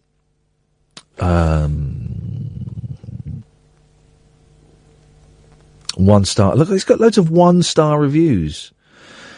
I've just finished watching this film for the first time ever, partly prompted by the reviews here. I've tried making allowances for the film's age, but find the plot ludicrous. The plot is, there's an airline, a fighter pilot in World War II. The angel plucks him from the aircraft just before he dies. Turns out he wasn't going to die; he would have escaped.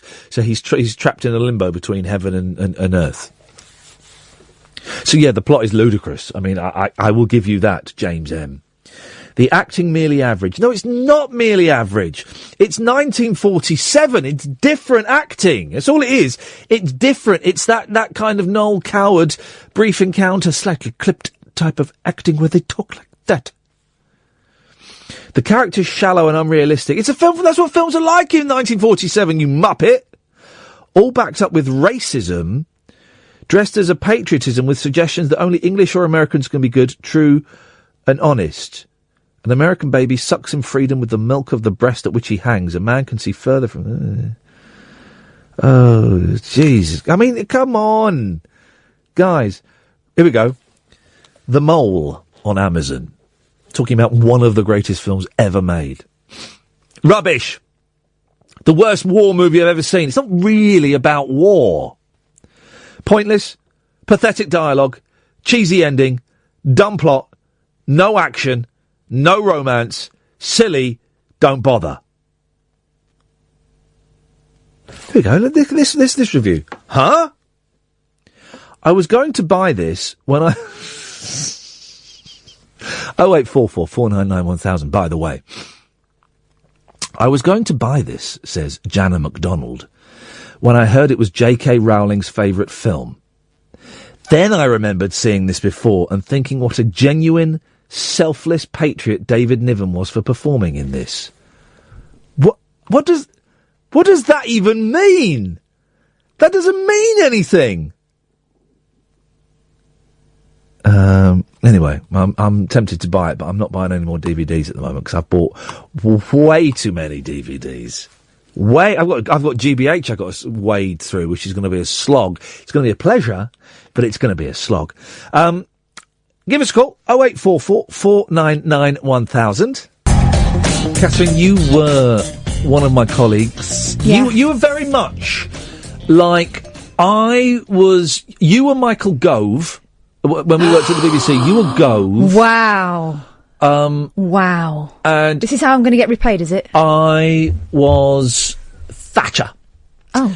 And I was forced out. All I'd done was the right thing. In many ways, I was heroic. And I had been forced out against my will. And boy, oh boy, when everybody else is dead, I'll tell you what really happened. Well, I've not signed anything. I'll tell you what. Well, I'm not even allowed to say that I've signed an NDA. But I'll tell you what really happened. I'll tell you the final conversation. One day. Oh, yes, Laura. That'll come out one day. When they can't take the money back off me. Now, so I'm Thatcher, and I'm heroic, and I'm great. I'm stretching this a little bit, and you'll go and you stab me in the eyes because you stayed on as I left, and you should have walked out with me. You should have walked out of the shoddy way I was treated. You know yes? why I couldn't, and you... Because you were collecting all of their data. All of the addresses of everybody that wronged me so that I could go and kill them. Ninja style. Well, but you were part of the team. You stayed behind for a few months after I left. And it was horrible. Well, that's your problem. Well, it was horrible for you. I was at home in bed crying. I know it was horrible for you. I'm being flippant. I know exactly how horrible it was for you. But I am still owed a leaving present. Yeah. I'm not going to be greedy. 40 quid should do it. I reckon I'm worth about 75, but 40 quid will do it because it was only local radio. So I'm going to get it from you, and then you can go and get it back from everybody who I thought was a friend. Funny about that. Very few of them text me anymore. Don't matter though, does it? Don't matter. Nigel's on the line. Good evening, Nigel. Oh, hi, Ian. I'm going to try something different tonight, Nigel. Yes. I'm going to go for a wee while you're on. You're going to talk to Kath. No, I want to go for a wee. Can I go for a wee? Take the show over. Kath, you've got to talk to him. You're the producer. There's no presenter. You've got to fill in. Good luck. Bye. Yes, well, Ian's gone off for now, and he wants me to carry on with the show. So, if there's any Miley Cyrus fans out there, please ring in the show. Anyway, I hope he comes back in a minute, because I don't really know what to say, but I want to say hi to Miley Cyrus, because I know she's listening, because I put a message on her Facebook 2 minutes ago.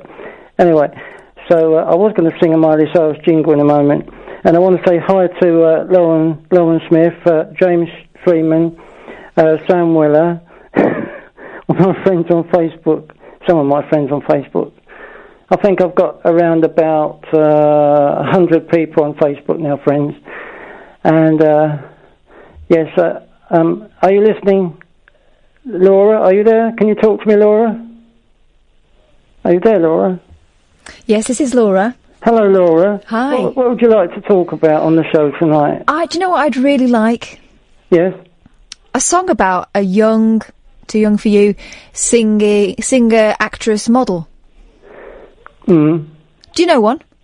About what model are you talking about? Well, a singer who's also an actress and a model, I think. I see, yeah. I'm trying to think of one. Singer and a model.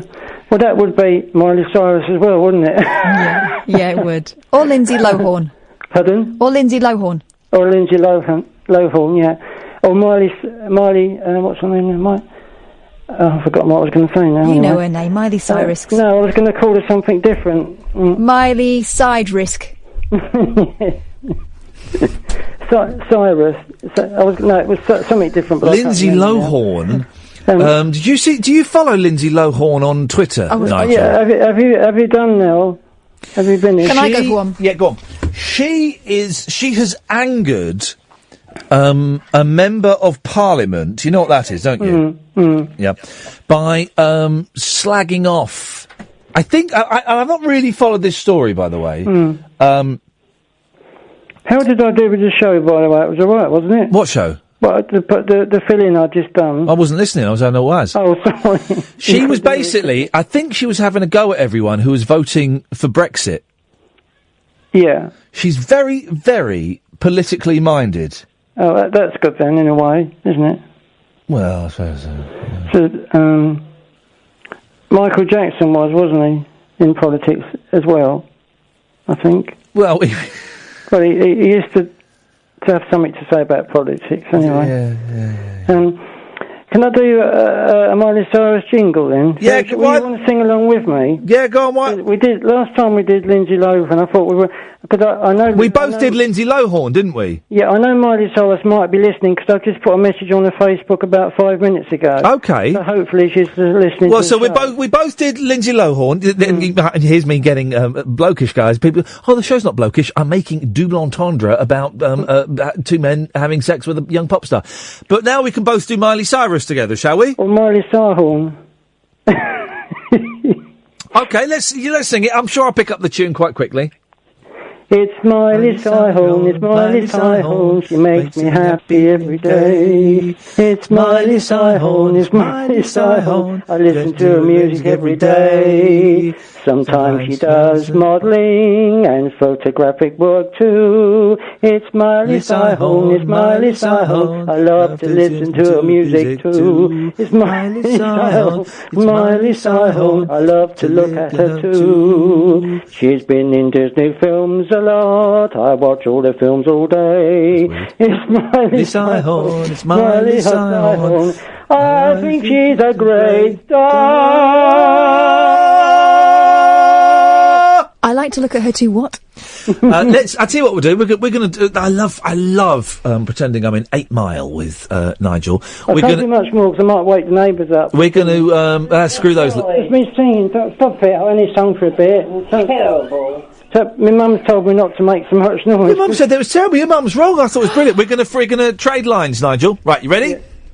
Pardon? Start with me, and I'll take the first verse. Well, I've got to sing quieter. All right, fine. We'll do it quietly, right? Can I do one? No, you can't. This is boys only. Come on, let me do So this. we'll do chorus.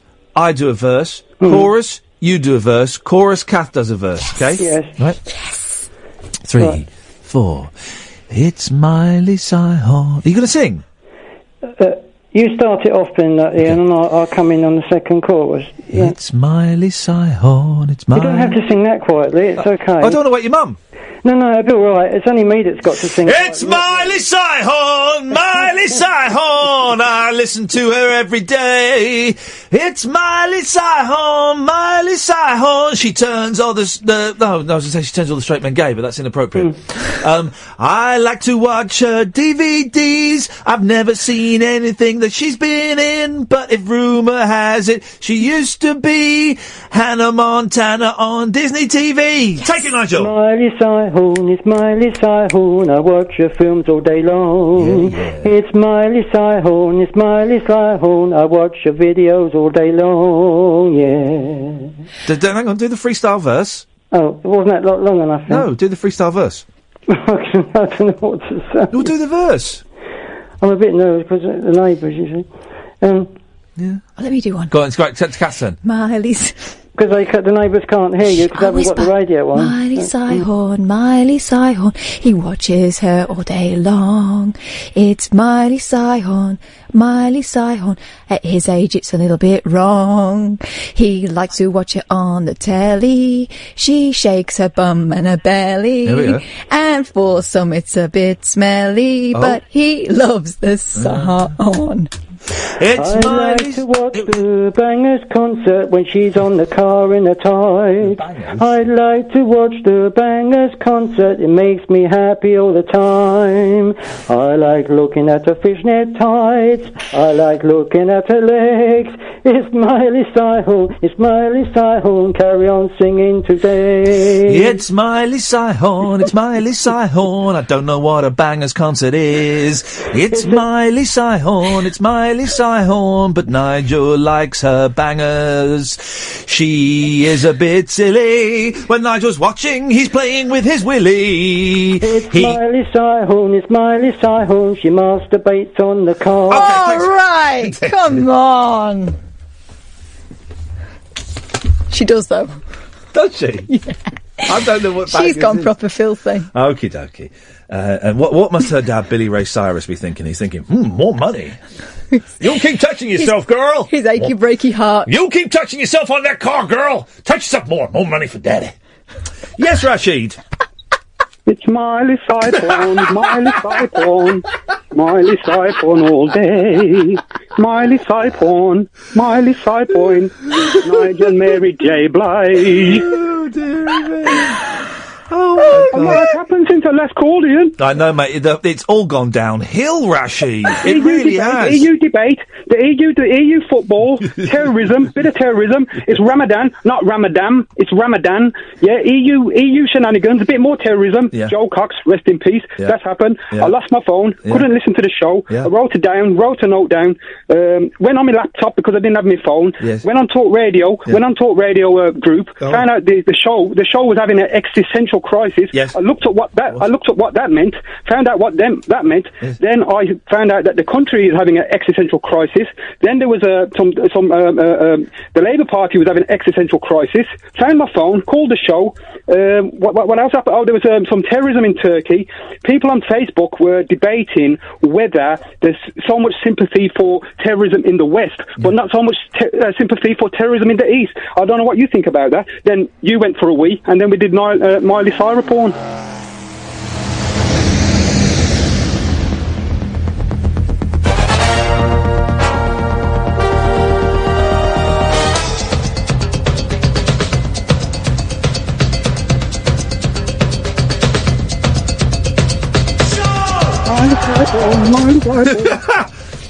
Someone did a very. Did you see the tweet today? And You're talking to me, Ian Lee. You're talking to me. Why the hell not? And I can't remember who it was. And but it was. Would you all please stand for the new national anthem? This is after Boris Johnson, but when everything went even more nuts, right? I don't know who it was. And I apologise for nicking this.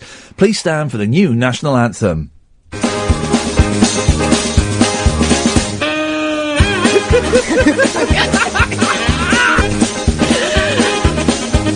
Sounds about right, mate. Sounds about It is right. about right. What the hell is going on with the world? I mean, Lee, you're right, man. Everything, and it does, a lot of it seems to be focused in this country, is nuts. Is this what they talk about in the Bible? What is it? The day The end of days. The end of days. Is this are we approaching the end of days? Because it has been the most insane 6 months ever. Yes, and the last month has been intense. And the thing is as well, right, now everything that's happened in the last week, right, makes me think Donald Trump could easily become president of the United States of America. Exactly. It could actually. It's now looking like that's the only option there is Trump. You're going to love President Trump. You bet we are, boy, because we got no choice. Unless they, put Homer Simpson up or something, because they'll elect anyone off the telly, won't Well, they? they will do, but do you know what? Everyone's going. I was talking to some Americans a little while ago. Going, no, he won't even become the nominee. Well, he's the nominee, right? He won't win. He's gonna win. I called it first this morning at 9:22. I texted Scott and said, Scott, Boris is not going to stand for leader. I was correct. I'm calling it here now. The next president of the United States of America is Donald Trump. And then, guys, we are all screwed. Well, at least it's not Boris. Boris and Trump, my gosh. Here's the thing, though. Boris could still be Prime Minister one day, just not in the next 10 years. But it could happen. Here's the thing I learned, right? And this has always been my rule, and sometimes you can't stick to it, right? Never be the person that replaces the person or thing that was really successful. Because everyone will go, well, you're not as good as that. Well, I did Rise, okay? It's the replacement for The Big Breakfast. It was quite a good show. It wasn't brilliant, but it's quite a good show. But everyone was comparing it to The Big Breakfast, which was, of course, was astounding and groundbreaking. We even got more viewers at one point, but no one ever mentioned that. But it was, it was this great show, and it's the same thing. The next person who replaces David Cameron is gonna have the poisoned chalice. Yeah. It's going to have a poison chalice, you know. And David Cameron was a plum, right? And he did some pretty lousy things. He gay marriage and stuff. But actually, he was probably one of the worst prime ministers we've had in 100 years. But he was the first Conservative prime minister since 1997. So that's phenomenal. The next person is going to fail miserably, and then when somebody's got to do it, Ian. Somebody's got to lead. You know what I mean? I wouldn't like to do it. I'm sure you wouldn't. I'd do it. What's the alternative? I'd do it. Should we have a revolution like Russell Brand? I read his book. I agreed with a lot of it. Disagreed with some of it. Yeah, I remember what I disagreed with. Where's he now? Now that we need Brand. Yeah, where is? Now's the time for him to seize power. Where is Brand? Where is Brand? Where is Brand? Where is Brand? Where is Brand? I know where he is. Oh, he's doing that. Go on then. He's got his girlfriend pregnant, so he's waiting to. Oh, right. I've got some new rhyming slang. I came out the toilet the other day in my house. Came out the toilet. My son said to me, "What have you been doing, Dad?" I said, "I went for a Donald Trump." There we go. He's doing it. Yeah, and thank you very much for that. And well, yes, Russell Brand is working out other entrance routes. Huh? No. Yeah. No. Yes. No. Yes. No. Baby's come out. Is it out already? No, it's in, but he's waiting for the baby to come out. Yes, so he's waiting for a different entrance route. An exit route. No, he's looking for an entrance. Oh, Ian.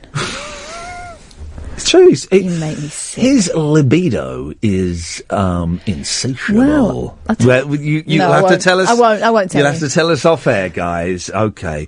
Iain Lee, Talk Radio. Thank you very much. Talk Radio. It's coming to an end, but we'll do it tonight. We might do it tomorrow as well. We'll see how we go, but we'll do another hour of straight to air, one of the last few ones for a while. We're going to kind of rest it during July, and it may pop up from time to time. Don't call yet. I will tell you when to call. I'm Iain Lee. This is Talk Radio. This is the news. Late night, Iain Lee on Talk Radio. We have ways of making you talk. All the leaves are brown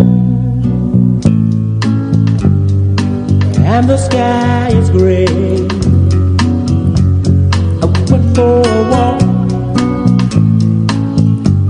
on a winter's day. I'd be saving warm if I was in LA.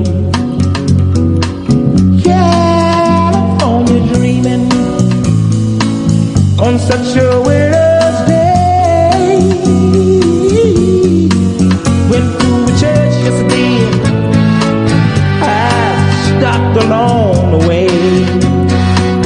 Well, I got down on my bending knee and I began to pray. You know, the preacher digs a call, 'cause he knows I'm gonna stay. He knows I'm gonna stay.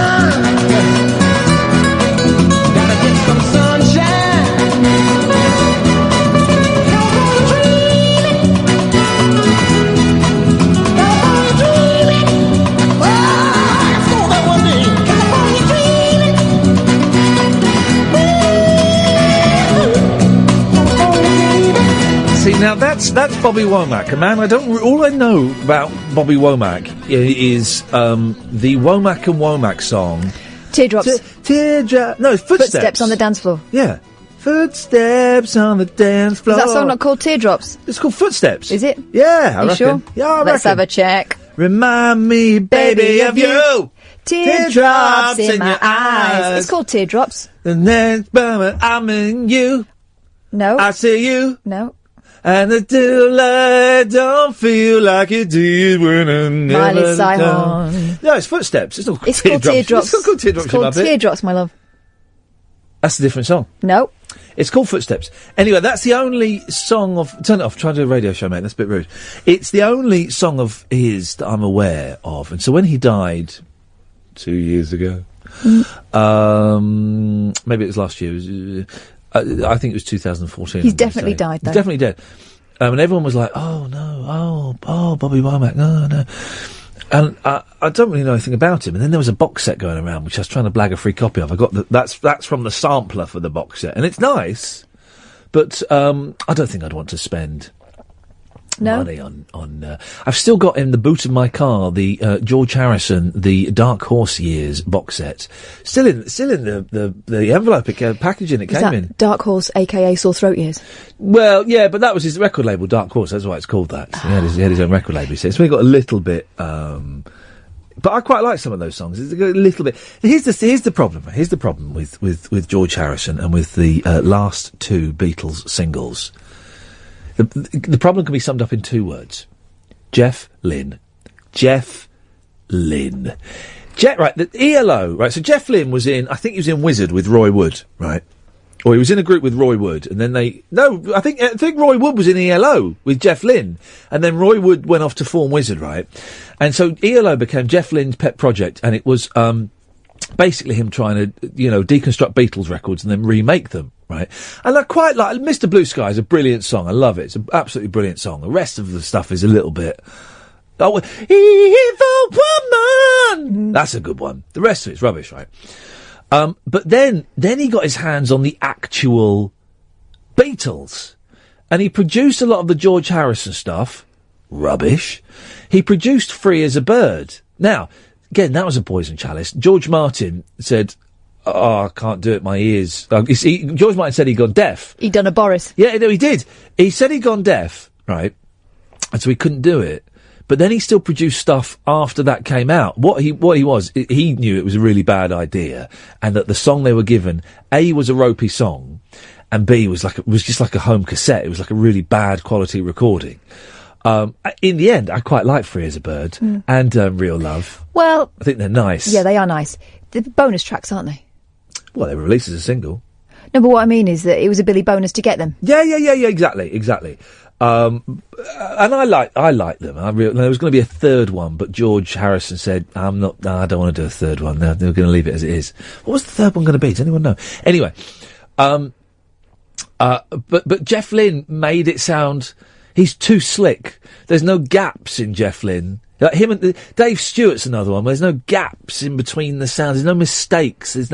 Everything is so tightly processed that there's no room for it to breathe. And the Beatles, they did, have you heard,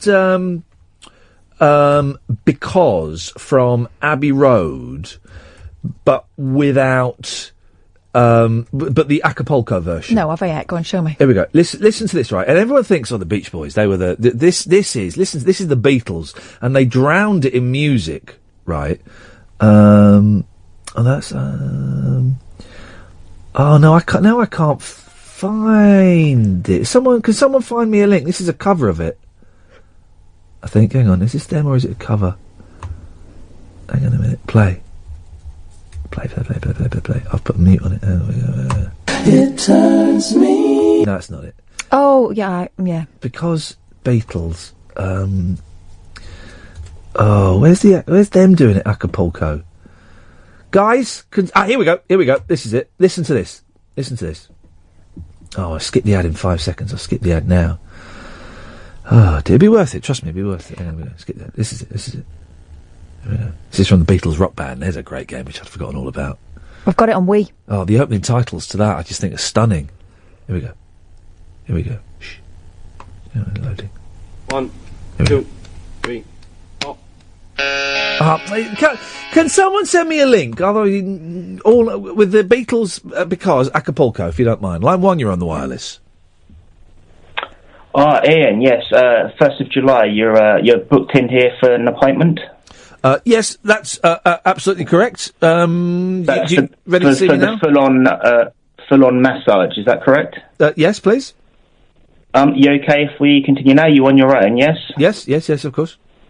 Okay, if we just remove your top, please, sir. Certainly, yep. There we go. It's off. Okay. Just going to apply a small bit of lotion here. It's got like a milky texture. I'm just going to place it around your shoulders. Yep. Is that okay? Yep, that's oh gosh, that's okay. Reminiscent. Yep.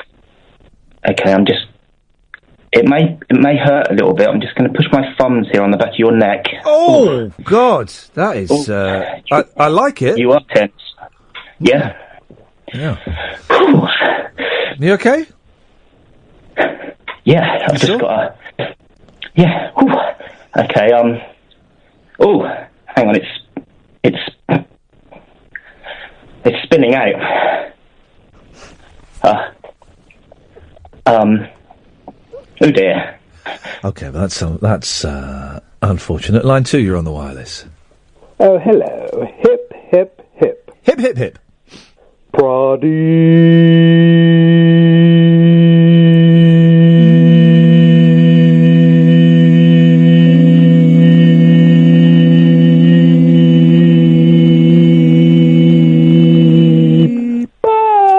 Tutty bye. 08444991000. That's what the last hour is at the moment. It's gonna change probably from next week at some point.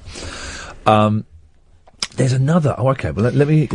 I'm trying to find bands that out the Beach Boys. The Turtles had amazing harmonies. They did a song for Coke. Every band in the 60s seemed to do a song for Coca-Cola. No, I can't find that either. I can't seem to find anything on YouTube. What I Do Want, you see, and I can't find it. Okay, well that's going off down there. 08444991000. So back to the point I was trying to make. Go on. Coronation Street will air 6 episodes a week for the first time in its history. Cast and crew were told last night. Here we go. Listen. Found it. Thank you. Shh. It's the Beatles, Acapulco. Out Beach Boying the Beach Boys.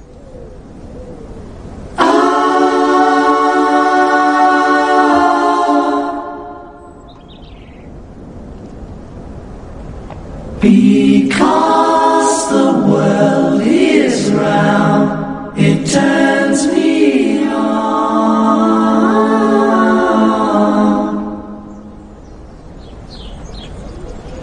Because the world is round.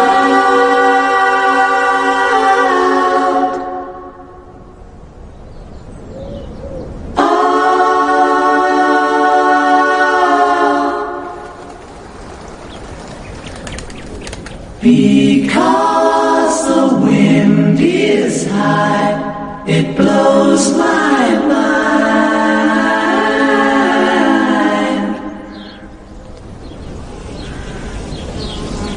Because the wind is high.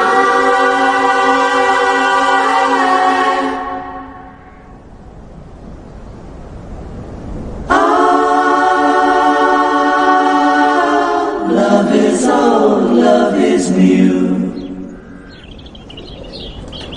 Love is old, love is you. Because the sky is blue, it makes me cry.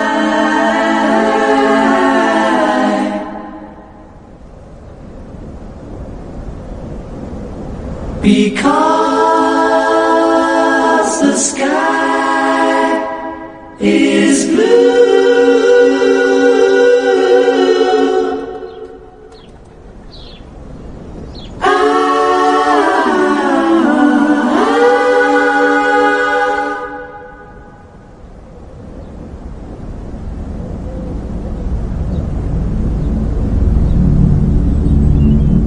And then it goes off into something else.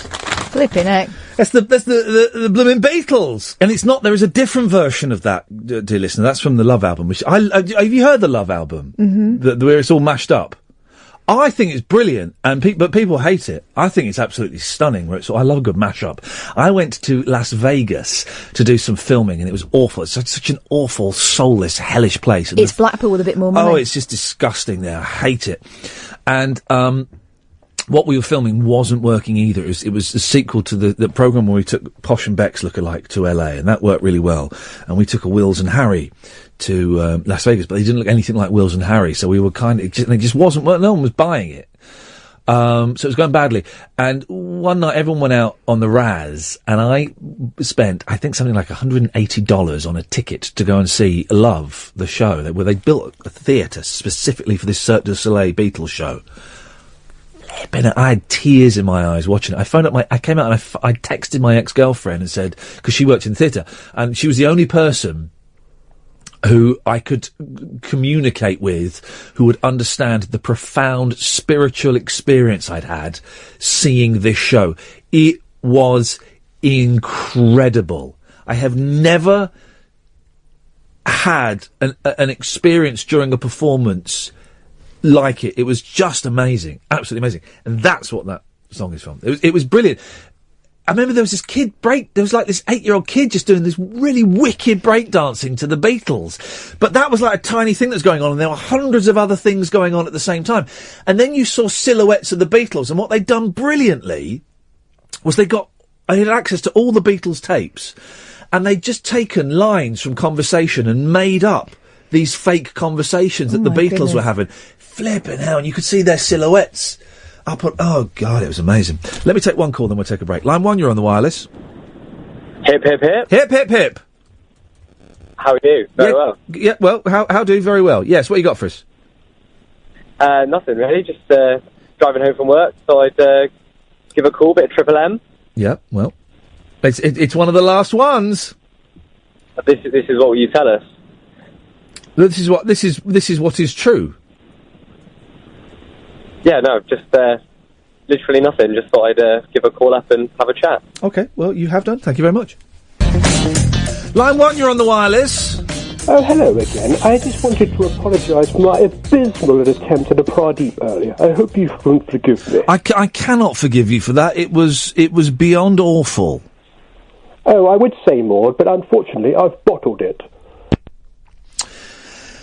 They were informed in an email. Imagine getting an email. So how often is Coronation Street on now? 4 times, I'm going to say. You remember when it used to be 2? 2 was the thing. Come in, Emma. There's my pass. Take the pass. It is there. Did it used to be longer when it was just 2? No, half an hour. It's always been half an hour. Oh. Line 1, you're on the wireless. Oh, hi there. Yeah, just hearing your, was it a Beatles gig or something? You said you had a moment of euphoria. It was at the Cirque du Soleil Beatles show Love in Las Vegas. Yes, it was spiritual.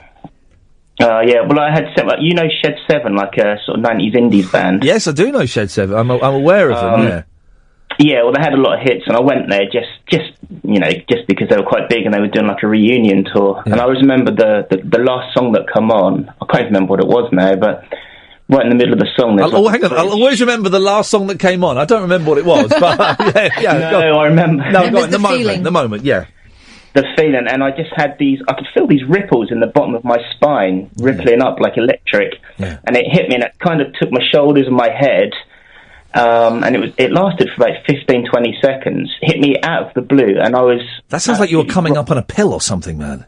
No, I wasn't. I was there with my girlfriend, so, I mean, okay.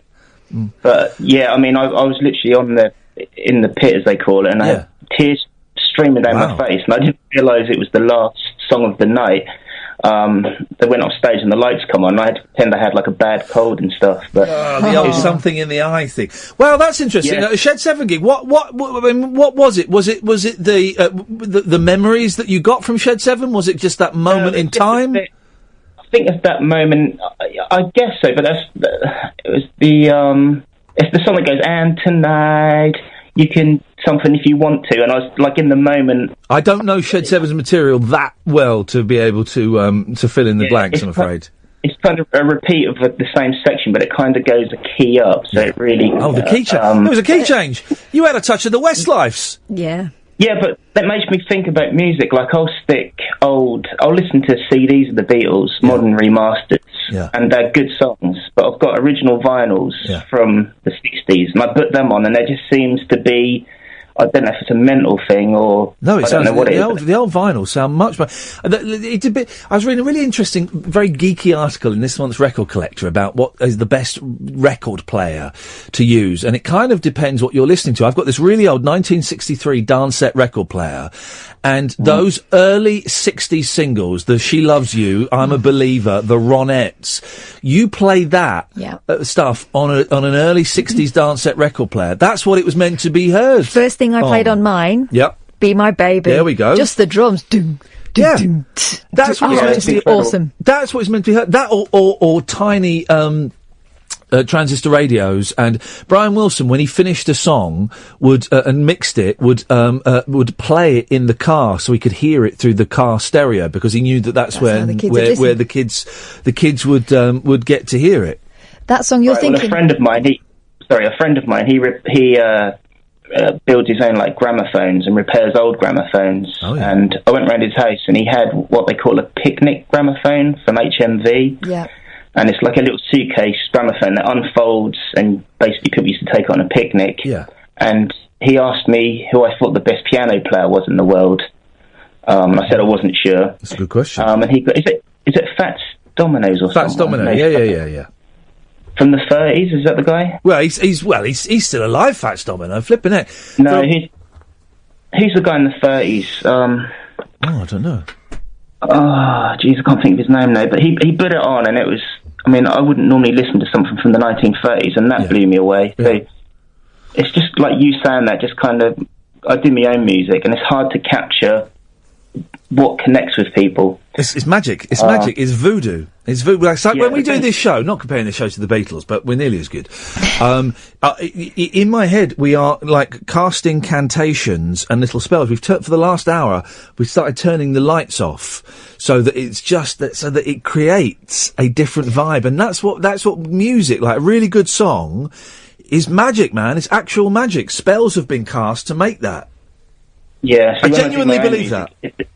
It's very easy to copy. If you do like verse, it's very easy to copy with all the digital systems now, to copy a verse and double it. And also, digital isn't real, right? I was reading a Luke Haynes book the other day. Luke Haynes is a brilliant writer who writes unlike anybody else about music. Yeah, I've got his book on golf. Oh, on golf? I don't think he's written one.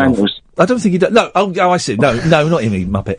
But he writes. He was working in the music industry when it went from analog to digital, when it went from tape to computers. And he makes a really good point that when you record something digitally, you're not actually recording it. The computer is creating a facsimile of it out of ones and zeros. It's a computer copy. When you record something on tape, that sound, the position of that microphone, the distance from the guitar, from the drums, that's all captured on that tape. But when you record something into a computer or onto a hard drive, it's all numbers. It's a facsimile of what actually happened. So of course you're going to lose the space between the instruments and the notes that you can only get on analog tape. Yeah, well, that's the thing. I mean, a lot of people... I know when Pro Tools came out and everything started to go digital, a lot of artists and studios are using Pro Tools as a creative... Yeah. Like an instrument in itself. Yeah. Just like the Beatles used to do with their studio equipment. Yeah. But now it's just become a workbench, a plain... But it's brilliant, because it means I've got a computer here. I could effectively, if I had, the know-how, on my little laptop, I could record an album. I could do a multi-track. I've got more tracks on my Mac here than the Beatles. Yeah. The Beatles had when they had 4 tracks to record Sgt. Pepper. I've got an infinite number of tracks on here. There would be no compression. There would be nothing lost as I bounced. I wouldn't even need to bounce tracks around.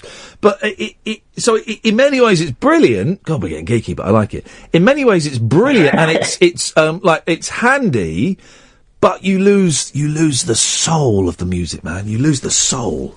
It's like that part of the Mamas and the Papas song where Denny comes in too early. Yeah. And that's one of the best bits of the song because once you know that it's like a little key, you know, I just think it's fascinating. Yeah. Well, it's similar to Ian. I'm sure you mentioned Beatles Rock Band a little while ago as well. It's a good game, isn't it? But in between on the menus, you hear all the outtakes and the people speaking, and that's incredible as well. Magic. I love the fact that now on Amazon, you're legally allowed to buy bootlegs. I don't quite know what that gap in the law is.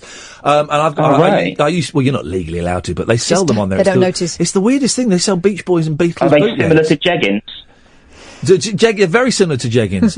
And I don't buy so many Beatles bootlegs now, but I used to when I was a teenager. I'd buy these cassettes of Beatles bootlegs to hear there's a brilliant I had a bootleg that basically all it was, one side of it was the transformation of Strawberry Fields Forever from John Lennon writing it. Oh, lovely. Yeah, but him writing it on this guitar, right, this crappy sounding guitar, to the first take, to the second take, to the 17th take. You know, Strawberry Fields Forever is 2 takes stuck together. And once you hear it, listen, I'm going to let you go because we're going to go to break. I'll come back and we'll play it. Once you hear the join, you can never unhear the join. It's genius. Here we go. I'll have it in a sec. We have ways of making you talk. So I'm trying to find it and I can't quite find it. But the whole transformation of Strawberry Fields when he's just playing it on this acoustic guitar and this bootleg to the finished product is marvellous. But they recorded 2 different versions of Strawberry Fields, right? And John Lennon said, I like the first bit of the first one and I like the second bit of the second one. Can you join them together? Didn't they speed it up or slow it down? Well, George Martin said, well, no, we can't do that because they're different tempos and at different keys. He said, well, just make it work. And he went off home. And so George Martin then had to try and work out how to do it. And he worked out by pure fluke that if you sped up one version, it became the same tempo as and the same key as the other version. But there's, let me buy it. Hang on a minute, because you can hear. You know, I've not done this for years, so maybe I might be exaggerating ever so slightly. It's very subtle. You can buy it on here now. Strawberry Fields. I remember when it was pointed out to me. I went, "Oh, flipping heck, yeah!" Mm-hmm. Strawberry Fields Forever, the Beatles. That's got to be worth 99p. By the way, that Shed 7 song, I think, was called On Standby. Okay. So maybe you can have a little cry to that. And it just goes to show, if people are having religious, profound experiences at the Shed 7 concerts, then anything can happen. Right. Key change is pretty powerful stuff, Yeah, that's why Boyzone do it. Here we go. So listen to this. Right. Now it's at 59 seconds.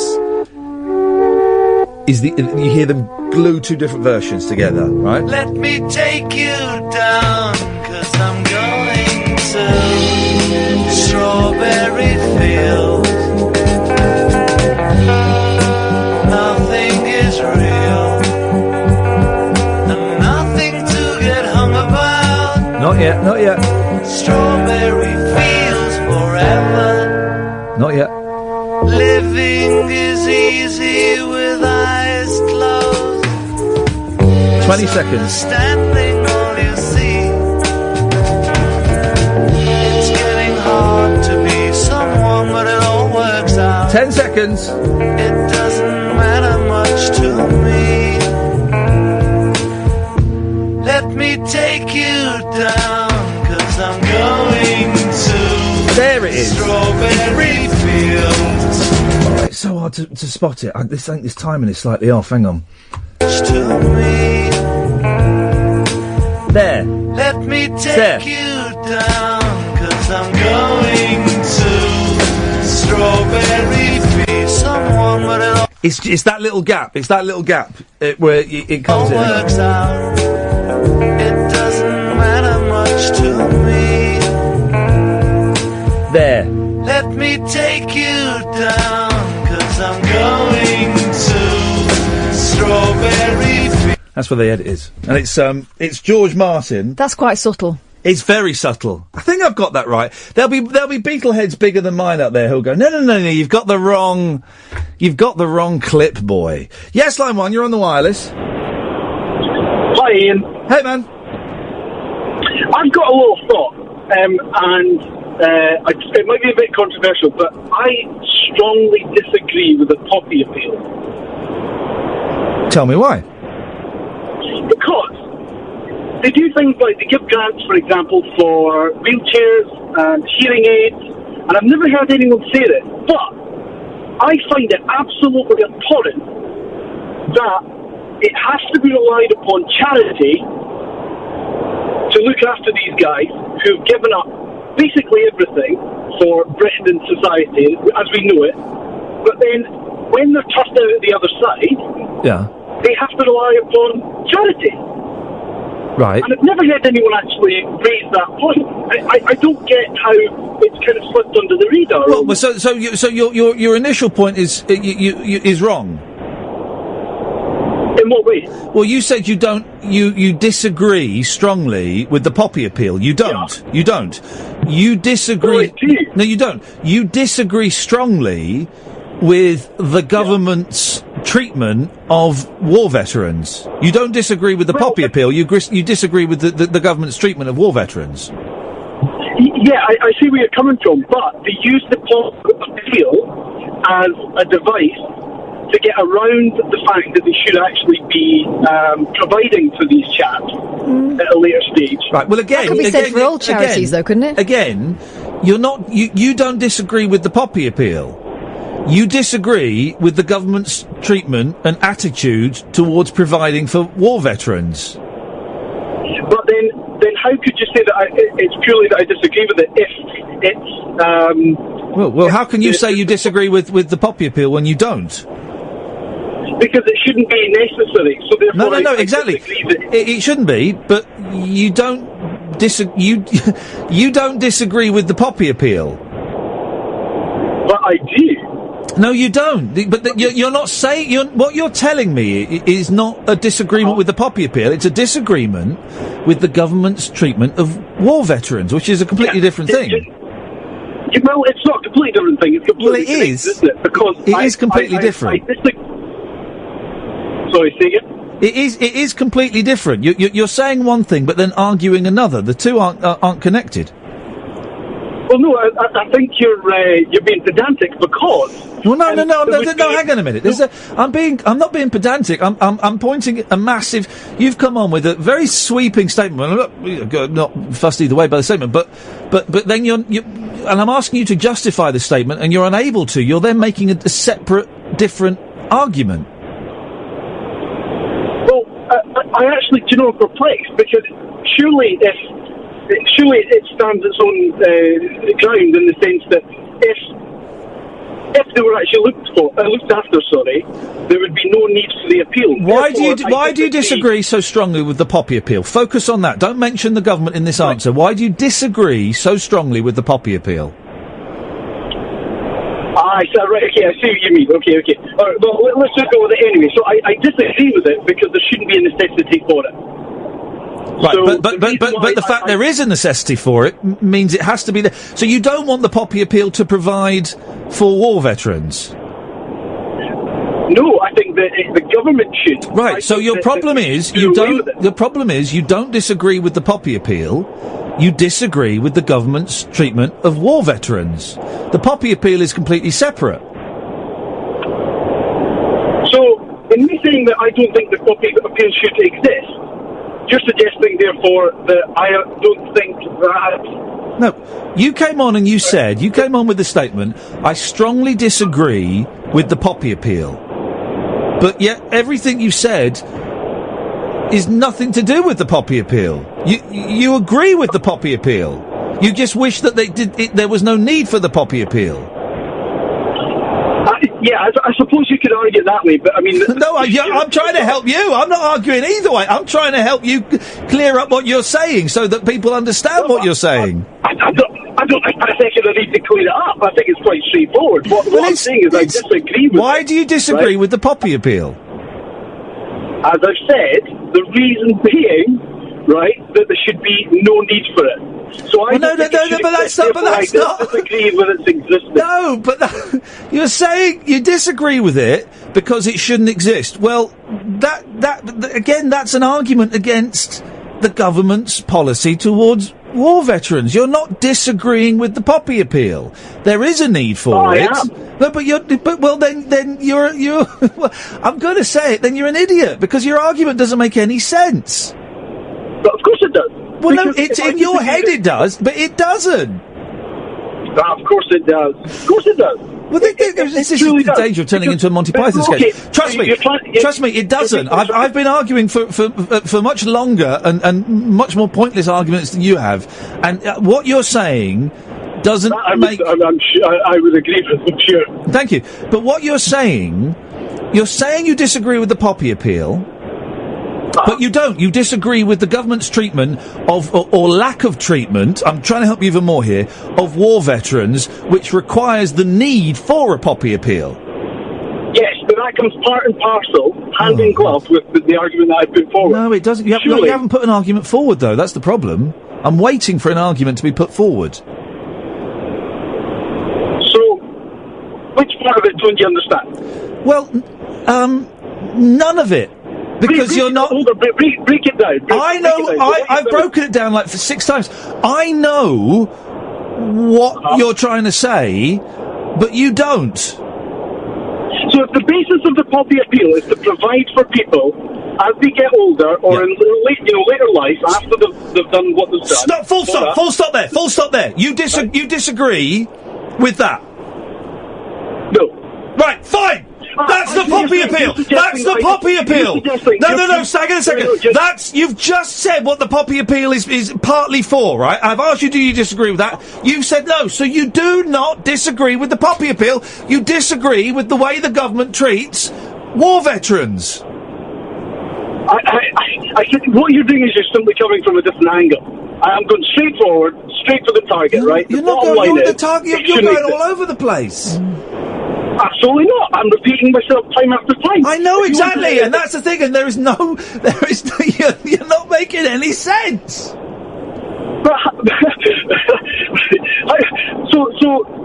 So you think that argument is nonsensical if I suggest that the poppy appeal should not exist because the government should not ask the public to provide a charitable donation to look after these guys?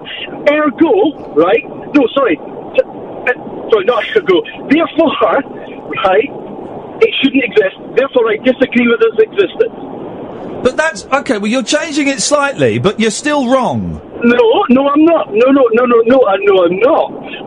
That's exactly what I began with. I disagree with it on that basis.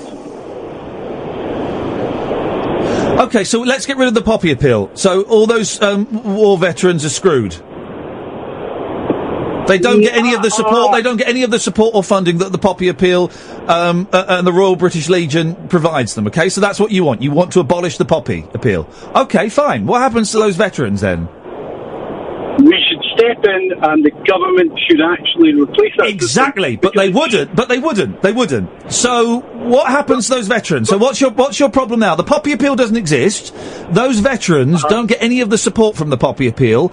So and the government hasn't picked up the slack. So what are you angry with then? May I make a point first before I answer that? No. Okay. Right. That is a hypothetical situation that I wouldn't stand for.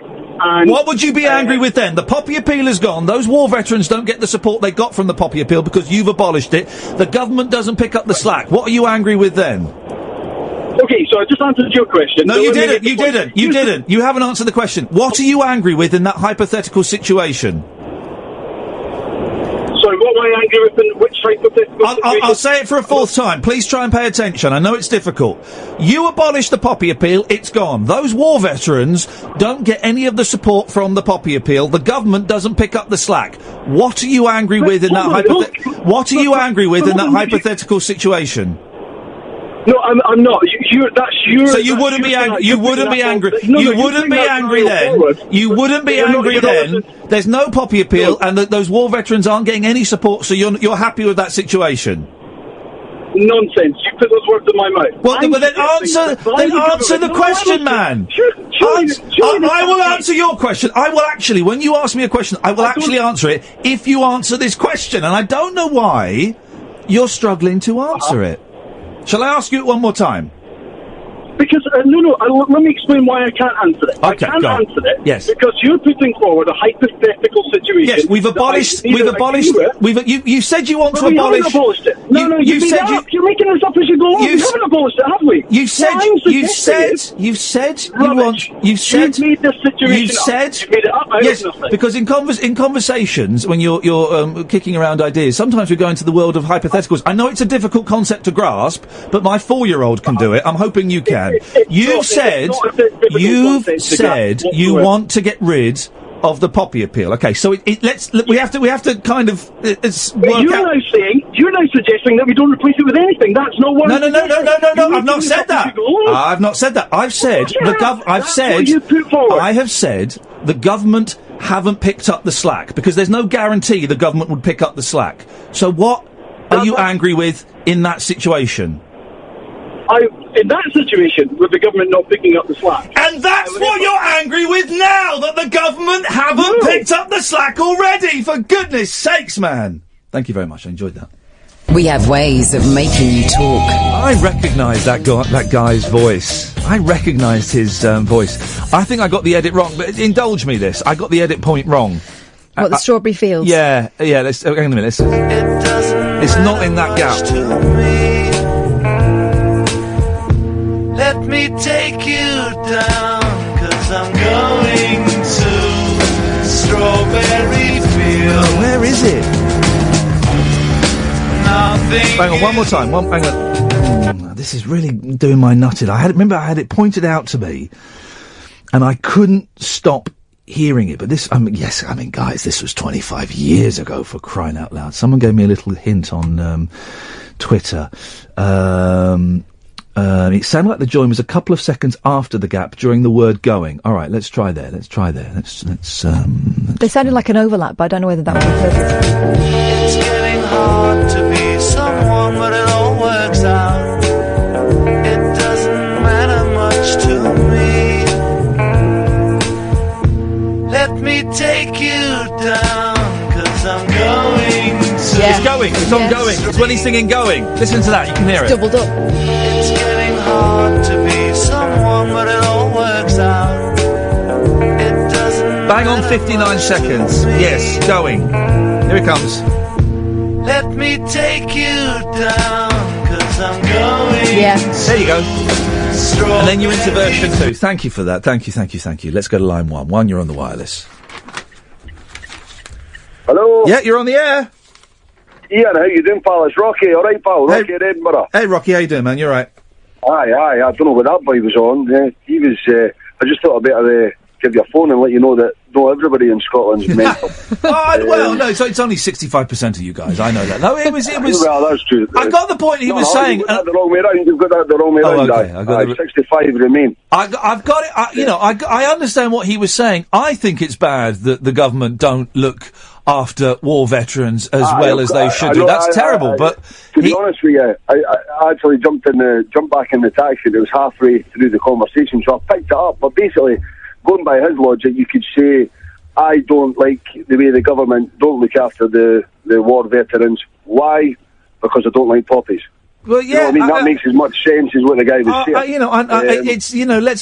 Let's get rid of cancer research. So the governments, the reason these charities exist is because the governments don't, contribute. To be honest with you, if you were going to discuss the ills of the government, it would take a lot longer than a 3-hour show. Let's be honest. Exactly. Well, I'll tell you what, Iain, I'm sitting here, I'm just listening to your adverts here, right? You had one for a Sky box set, right? With the actor, is it Idris Elba? Idris Elba is very popular. Your favourite? I don't get Elba. Aye, right. Well, listen to this. I've just thought, I'm actually just thinking, I think we might have a new section on the show. Yeah. Am I racist? Where people can put situations to you, yes, and you can be, obviously, with your racist background, you can say whether they are. We're being racist. With my racist background. Aye. Am I racist? Aye. Well, have you got a scenario you want to try? Aye. I was just to the adverts here, right? Now, when that Idris Elba started talking, I automatically said to myself, oh, that's a black actor. Right? Now, in this day and age, I should just be thinking, that's that actor, right? No. But in my defence... Yeah. Well, what I was going to say was, Idris Elba was one of the guys who started kicking up a stink, saying that, he was finding it hard to get leading roles as a black actor. So I'm thinking he has pigeonholed himself as a black actor. So therefore, if I think of him as a black actor, am I racist? Over to you. No, you're not. That's a simple one. No, you're not. Is that? Yeah, you're not. No, it doesn't make you racist. I don't have a problem. Well, because I'm a white middle class man, I don't have a problem with saying that white person. It's a descriptive term. It's a descriptive term. So no, you're not racist. Right. I'll give you another one in a similar vein just before I go. I was. You punched an Indian fella because of the colour of his skin. Well, that's a bit racist. Go on. Yes, go on, Rocky. Right. I'll tell you what. Right. There was. I won't bore you with the details, but my football team had signed a black guy, right? Yeah. Now, I was listening to the commentary on the radio, and this guy had a fantastic physique, very big, tall, sort of muscular guy, almost looked as if he should be a boxer before a football player. Yeah. Well, anyway, one of these commentators says, oh my God, he says, he looks like a big NBA basketball player, right? Now, do you know that this was on the, well, it doesn't matter the station, it was a Scottish station, someone phoned up and says, I didn't really appreciate your racist comment there, because this guy had likened this football player to an NBA basketball, and I'm thinking... that's not racist, and I can believe someone did that because people are idiots. No, of course it's not racist. Of course it's not. Perfect. There you go. Thank you, Rocky. I'm just going to go because I've got to see another line flashing. I want to see who that is. This line one. Oh, Ian, I do mobile discos, and I found that Michael Jackson, Thriller. Yes, I do know Michael Jackson, Thriller. Yeah, it's a good song, that one. Originally, that was called Starlight, and if you listen to it, it's more of a disco song than what it is a haunting song, because Thriller's quite haunting, isn't it?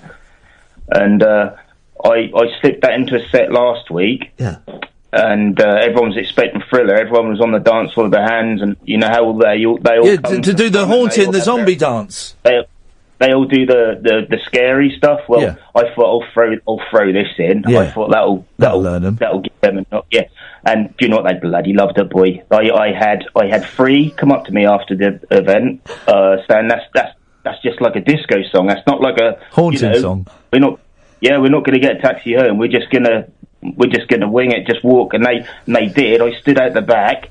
And they didn't have torch, they didn't have phones, and they just went off down the bloody lane, boy. There's no street light in here either.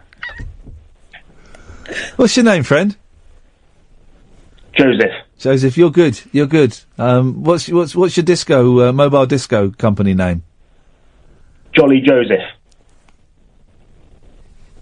I enjoyed that call a lot, Joseph. I hope we get to speak again. Okay. Thank you. Bye. Bye-bye. That's the best call. We've had some good calls tonight. That is the best call. That was great. I don't think that was real, but I wish it was. It's not a haunting song. It's a disco song. Certainly. Haunting song. Well, and if that call, thank you, Joseph. If that call had come at the start of the show, we'd be doing haunting songs. Ghost in My House. Ghost in My House. Ghostbusters. Mm-hmm. I always feel like somebody's watching me, and I got no privacy. I was going to say Backstreet's Back, but that's a haunting video. It's not a haunting song. No, they did a Thriller-esque. Yeah, isn't it? Heathcliff. Oh, come on, it's me. That's not haunting. Oh, come on, it's about a haunting. No, it's annoying. It's an annoying song, and that's a whole different skill. How don't know why. Oh, stop it. She's doing a voice. Time for her to go. Go on, off you go, because I'm shooting straight off. That's it, dear listener. We is done. I'll see you on Tuesday, Boyley. Yeah, maybe. Lightweight. We've got some chancer coming in called Dave, who I've never met. What could possibly go wrong? We've got a new owner, and we've got a new producer coming in. No! Interim. Yes. Download the podcast, buy my CD, go fasterstripe.com/Iain Lee. It's only £6. The 2 mics are up next. Back tomorrow at 10. Till then, ta-ta. Debate for the UK. Talk Radio. We'll get you talking.